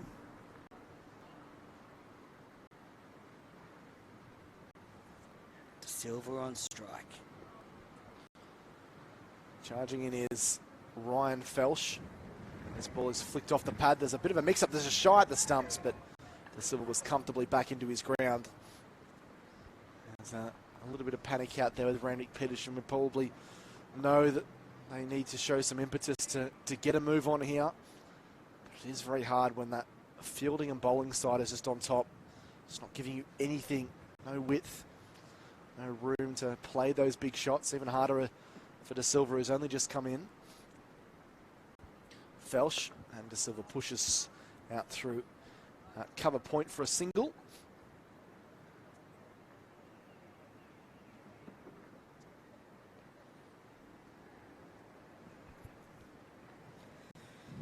Record temperatures overnight in Sydney, Jack. The hottest night in spring history, I think. Certainly felt that way, didn't it? Wasn't much reprieve for a lot of people in Sydney. Felsch in and dropped just wide of McClintock, the keeper, and they collect a single. So inching towards bringing up the 100, but unfortunately the batting hasn't sufficed in this chase. Randwick Petersham. Sydney have just shown all their class today. They've looked a very polished unit, undefeated in all competitions this summer, and no surprises. They looked good with the bat, and now with the ball, looking very tidy. Felsch bouncer, tries to hook this one around the corner. That's going to be called a wide though. And Felsch will need to re-bowl that delivery. I still feel that the home side have missed a beat a little bit. Menas in bowling first. I don't know what their thought process was behind that. Maybe they felt comfortable knowing what they had to chase, or maybe they've been burnt a little bit in batting first. But I still think you're playing for your season. Batting first and getting a score on the board can really help you. Felsch on this one takes an edge and flies away down to the boundary for 4. So at last, a bit of joy for this flailing Randwick Petersham innings. They pick up 4 through the edge there of De Silva. He goes to 6. And that brings up the 100 for the home side, 5 for 103. Dan Smith's disappeared across the road to retrieve the ball, and he's gone into someone's driveway. And he's disappeared, and he's got it. He's come out from someone's residence with the ball. Dan Smith, a very experienced, great cricketer. I'm sure he's fetched many balls from around here in his playing career. And he sprightly leapt the fence. Pretty good for a 38-year-old. Yeah, belying his larger frame.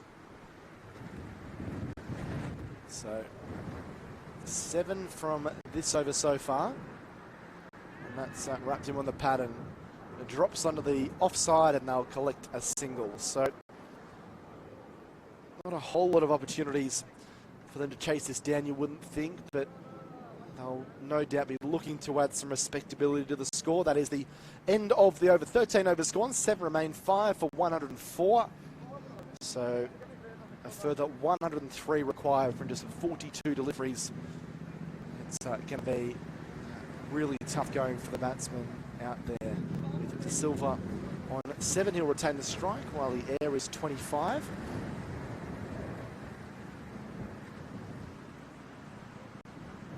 As Menas has mentioned, very warm conditions here. It's been a stiff sea breeze, not an overly cool sea breeze, I might add. More like an oven. Yeah, I was about to say, Menas. I think a lot of the players, and these two commentators included, feel like they're baking out here at the moment. Manenti to continue with his third, and there was a stumping chance there, but McClintock spilled the beans. That's 2 stumping chances he's missed. De Silva was well out of his crease. A missed opportunity there for the visitors. This one a little bit flatter. This one is slapped. That's a good shot all the way for 6. And that has skipped through the cars. Just avoided the traffic. I guess that's the advantage of not tailgating, hey Menas, leaving a bit of a gap between the car in front of you. And we've got some people looking for the ball there.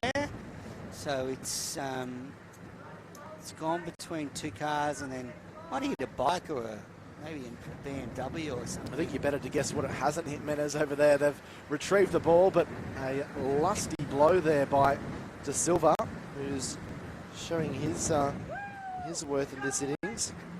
It's kind of like pinball out there though, Jack. The ball just flings around. I live around here, so I can tell you I'm not driving down this street ever again. Ravan De Silva, he's 13 unbeaten. He's danced in the track and chopped that away to point to collect the single.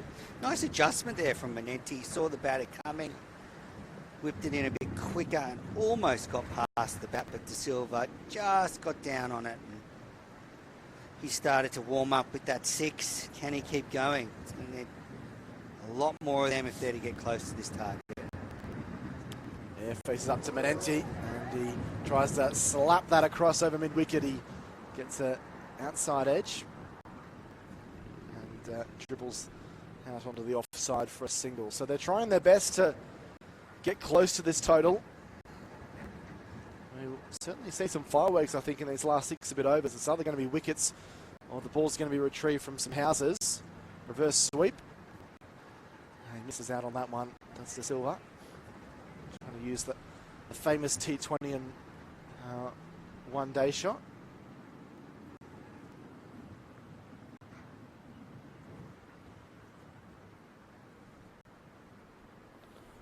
(14) to De Silva. He faces up to Manenti and he advances. He'll be stumped now.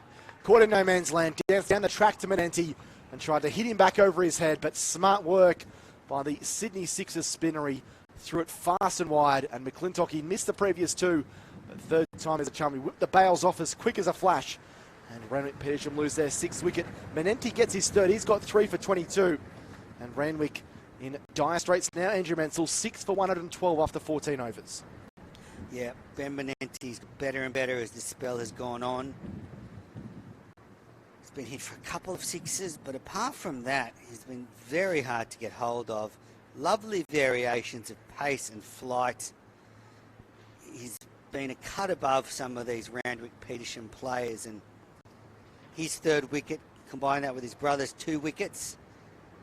It's 5 for the Manenti brothers. Randwick Petersham are falling in a bit of a heap here, unfortunately. Probably a pretty good warm-up for Ben Manenti heading into the Sixers camp, you mentioned before, Menners, tomorrow. Always good when you've got batsmen having a go at you to get the last laugh, and that's what's going to happen in the BBL. Some of the best batters around the country are going to be doing similar things to him. So good practice out there in the middle for Manenti. He has 3 for 22 from 3. So tidy figures with 6 overs remaining in the innings. Daya Singh, the captain, makes his way out to the middle. He scored a century yesterday for Randwick Petersham in their clash. Got them out of trouble. Scored it down at number 9. Not quite in the realms of Andrew Roll's run ball double century at number 9, but regardless, a very important innings by their captain.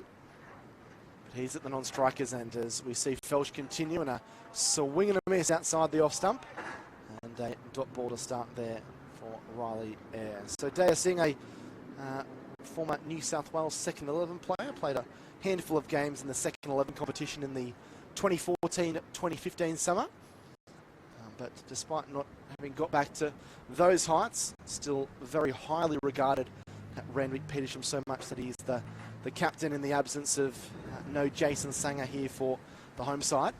Felsh in, full ball that's dug out and well fielded by Felsh as well, who's bowled really well. Man is into his 3rd over. Figures are 1 for 14 after hitting 48. He's had quite a day here this afternoon. Yeah, very strong all-round performance from him, and he really got Sydney off to a great start this morning with some big hits, some lusty blows to all parts of the ground, and continued with the ball. So yeah, very good performance by him. Felsh in, and this ball is slapped. That's a high, handsome shot. There's a fielder coming in, but it just holds up in the breeze. And that's what they've had to contend with, the batters, in this second innings. That breeze has picked up substantially. Really got a hold of that one, but probably saved Riley Ayre in the end. It's landed in no man's land, and it's just a single.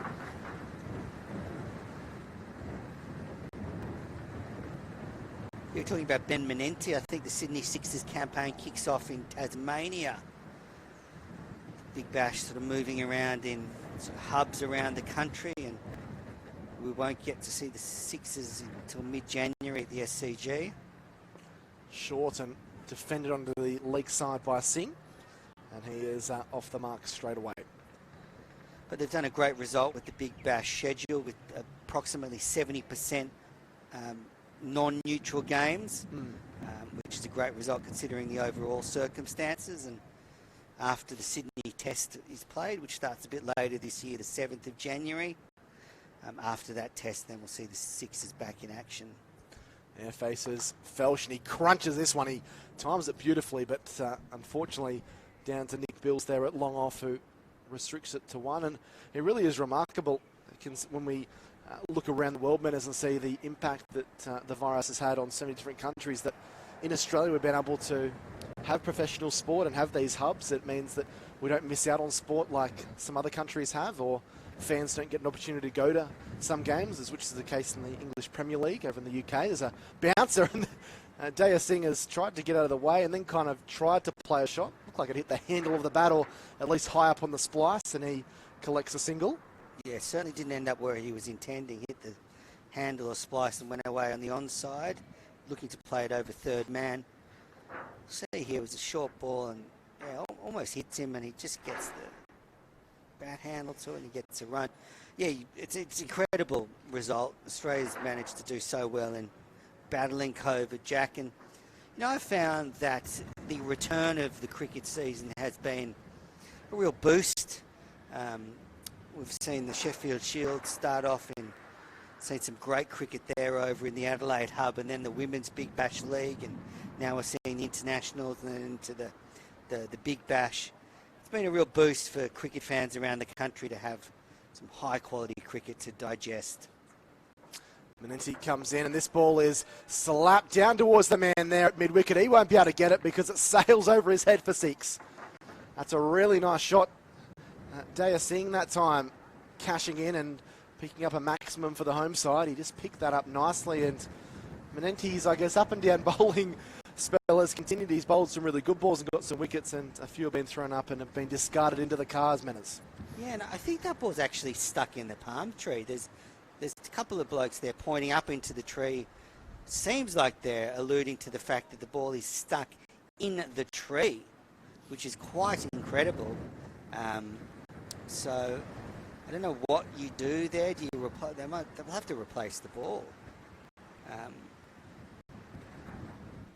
Yeah, it's stuck in the tree. So unless someone's got a ladder or feels like climbing the tree, you're going to have to get a replacement ball. See the umpires moving towards the boundary, so they should get a box of balls out there. But yeah, we've seen the ball disappear to all parts of the ground today. Now we've got one stuck in a palm tree. Well, I don't think you could hit that ball a million times again. I don't reckon you could get it stuck there. That is remarkable. A story that Daya Singh can probably cherish for the rest of his career. Now, if I was, a lot younger, Jack, I would have climbed the tree trying to get that ball back. That's what I was like as a kid. I would go to the SCG nets, for example, and every now and then you get the Aussie players hit them out of the ground, and you chase after them and try and get the ball to keep it. But I think my days of climbing trees are over. And look, the game's a bit of a lull here. 6 for 122 after 15.1 overs. And despite Singh hitting a few sixes, it looks like the Randwick Petersham T20 season is going to end here, and they won't be able to qualify for the finals. And Sydney are going to continue their dominating form in this competition, and they'll look like making the finals and perhaps defending their title. And we can see the umpires looking at the box of balls. They've agreed on a ball, and we've lost a ball up a pine tree or a palm tree. Ben Manenti got the ball back in hand now after an extended delay. Singh, he's hit a couple of sixes now, hasn't he, Jack? That's just the first one that for was him. The first one. But 8 off 3. Well, he's looked good. He's looked like he's going to at least have a crack. Yeah, the captain, he'd love to get a couple more like that. Hit another 2 or 3 sixes. That would certainly add some much-needed respectability to the score. Deficit under 100 though, down to 85 required. And Manenti again trundles in. And Singer's cracked this one. I don't think he has the distance. He doesn't. Straight down the throat of the man on the long on fence. And Daya Singh's swashbuckling knock comes to an end rather prematurely. He's out for 8. And Randwick Petersham staring down the barrel at a comprehensive defeat now. 7 for 122. Singh goes for 8. Menenti's got 4 for 28. Yeah, Smith took the catch there, the skipper, and didn't get hold of that one. Singh and Menenti, 4 wickets. Very good spell. And Randwick Petersham, they threatened early to get close to this target, but now it's looking like it's going to be a pretty comprehensive win here from Sydney. And what a treat for all the viewers on the Daily Telegraph stream that are seeing one of the best T20 sides in the country run around. As you said earlier, Jack, this Sydney Cricket Club winning the national title earlier this year in Adelaide. And they've won 2 of the last 3 Kingsgrove Sports T20 Cups. Looked very good today, displaying every bit of the class they've shown in the last few years. Let's wait for Menenti to get ready. Can he get a 5-4 here? He's got 4 for 28 off 3.2 overs. 3 balls left to get that last wicket. Batsman didn't cross, so it will be Ryan Ninian coming in here at number 9 to face the music. Just paddles that one around the corner and they'll collect the single. So Ninian off the mark straight away, 7 for 123. A quick look around the ground, some of the other fixtures that are going on at the moment that are going to make up the top 4 in the Thunder and Sixers conference. Hawkesbury 6 for 158 in reply to Northern Districts 6 for 166. 9 balls remaining in that contest. In comes Menenti and working the ball well onto the leg side there is Air just for the single. Penrith 6 for 118, have 10 balls remaining, needing a further 14 to win. Blacktown Mandy's made 6 for 131. And of course, the only other game going on at the moment is this match right here. Sydney making 4 for 206 and Randwick Petersham 7 for 124 in reply. Second last ball, and Menenti is slugged down the ground there by Ninian for another single. They've had their work cut out, the men down the ground. They've done a lion's share of fielding in this fixture. A lot of ball retrieving from the nearby suburbs. All right, last ball of Menenti smell. He comes in, and that ball is thumped down towards long off for the single. A very good final over there for Menenti. 10 runs coming from it, but did pick up his 4th wicket. So he finishes with good figures of 4 for 32 off 4 overs. And now with just the 4 overs remaining. 7 for 126 for Randwick Petersham. Earlier this morning they did win the toss. They elected to bowl. Sydney made 4 for 206. Mainly on the strength of AJ Mosca's 59. Ryan Fellship 48 from just 25. And there were scattered runs in the middle order. The likes of Bo McClintock getting some runs. They've really dominated from this opening over of the visitors. And the car trip back across to another beautiful part of town to Drummoyne, and that Balmain region of Sydney is going to be a pretty sweet one once they get off the pitch and get a chance to cool down. I'm sure the aircon's going to be pumping when they get back in their cars this afternoon. So Nick Beale's back into the attack. He's bowled 2 overs, none for 16. His first over went for 11. His second went for just 5. So he was able to rectify proceedings.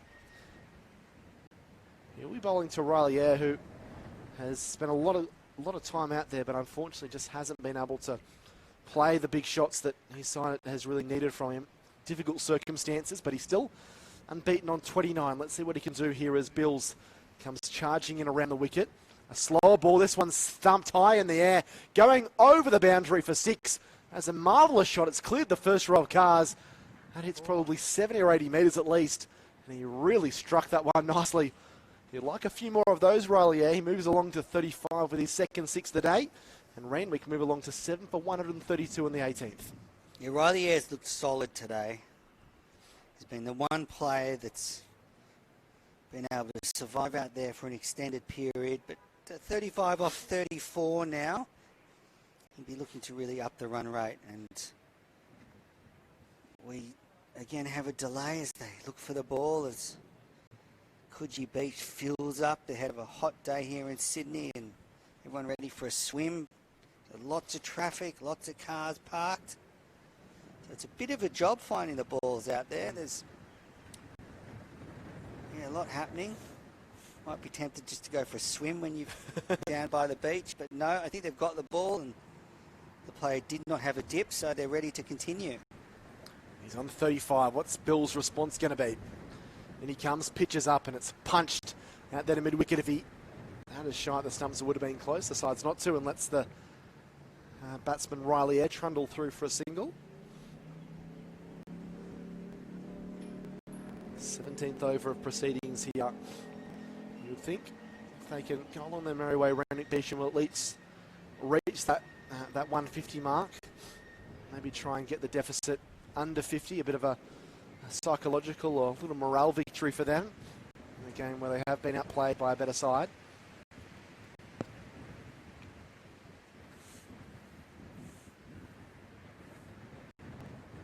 Bills over the wicket. There's Ninian who clips it down to short fine legger, shy of the stumps, but I think Riley was comfortably home even if it had hit. So Ayre will take on strike. He is 36, Ninian on 3, 8 runs from these first 3 balls, so required to make 20 runs per over, so no chance of that happening, unfortunately, for Randwick Petersham, and as Menez has said, it was a must-win match for them to keep their season alive, and unfortunately that won't be happening. They'll still just have the one win next to their name. So Ayre, 14 away from a 50, faces up to Bills, and he tries to guide that one through third man, but it's a plan to miss. Riley Ayres would like to kick on with this start, even though the game's slowly slipping away. If he can play well in the last 3 and a bit overs, as you say, make his 50 and get a nod out, Jack, hold him in good stead for the rest of the season in the other forms. Yeah, runs are runs. It can be a real confidence boost from the innings that he's played today. Bills with a short ball. He pulls this one around the corner again, taking an edge that trickles down to the captain, Dan Smith, on the boundary. So just the single.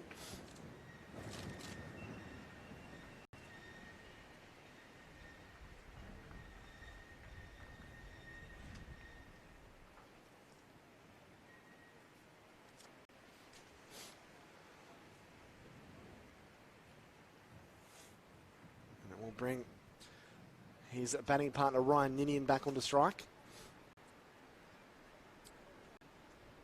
Bills a none for 24 with 1 ball left in his third. He would love to try and get a breakthrough here. He's into Ninian, who slaps this one high in the air. There's a man coming around. He should take the catch. He does.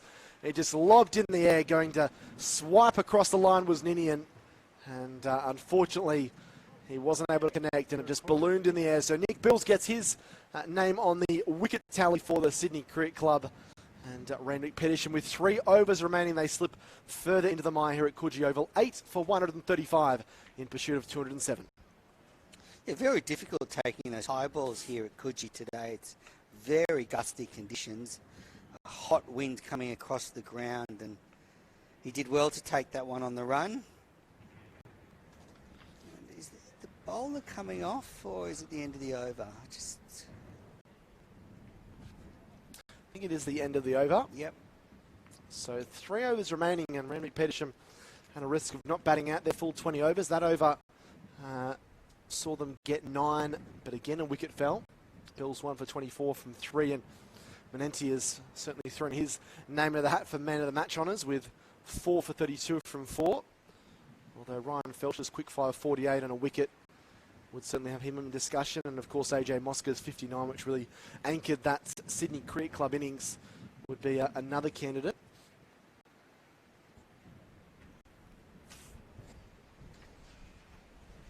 Riley Eyre still there on 36, but the batsman did cross, which means that the new batsman, Ralston, will be facing up.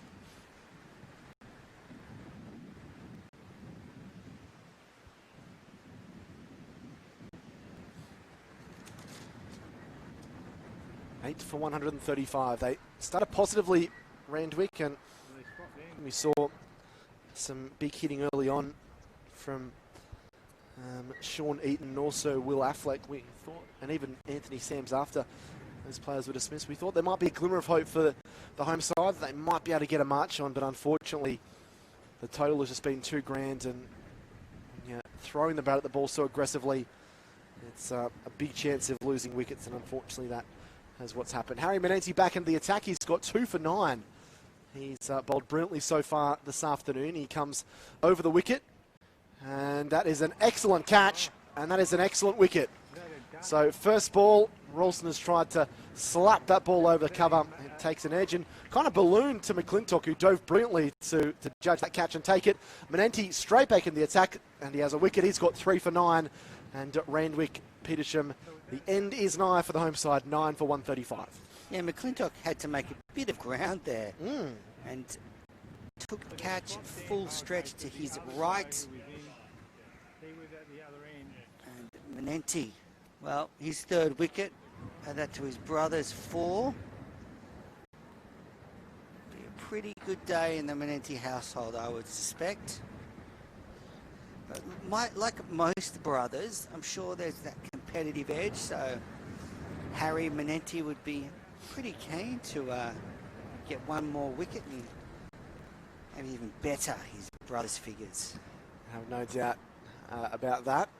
Kalen Maladay, the number 11 batsman, makes his way out to the wickets in a position that I don't think too many batsmen would envy, coming in with the impossible 72 required to win. He's still got 3 overs though, so I wonder if Kalen Maladay might just try and use this as a bit of batting practice. Maybe try and prove to the captain and the coaching staff that he deserves a promotion up the order. But it's certainly not going to be easy up here against Harry Manenti, who has 3 for 9. So Maladay faces up to Manenti coming over the wicket. He advances and drives this really nicely down towards deep long off mid-wicket region. And so Maladay off the mark brings Riley Eyre onto strike. So he had 6 wickets coming into this game. Harry Manenti is now at another 3, so that's pretty tidy 2020 record to have 9 wickets now through 5 games.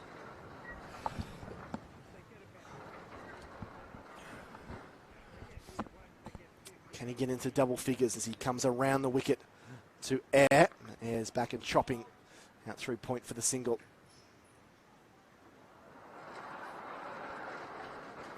He goes to 37. Maladay 1, 9 for 137. Eyre's been very solid throughout this innings. Just hasn't had any support. Never easy as a batsman, Manners, when your wickets are just falling around you. Very hard to try and consolidate the innings. Manenti in, and Maladay thumps straight back to the Sydney Quick. So a wicket and 2 runs from these first 4 deliveries. Manenti 3 for 11 from 2.4. Brilliant 2020 figures, regardless of where you're playing.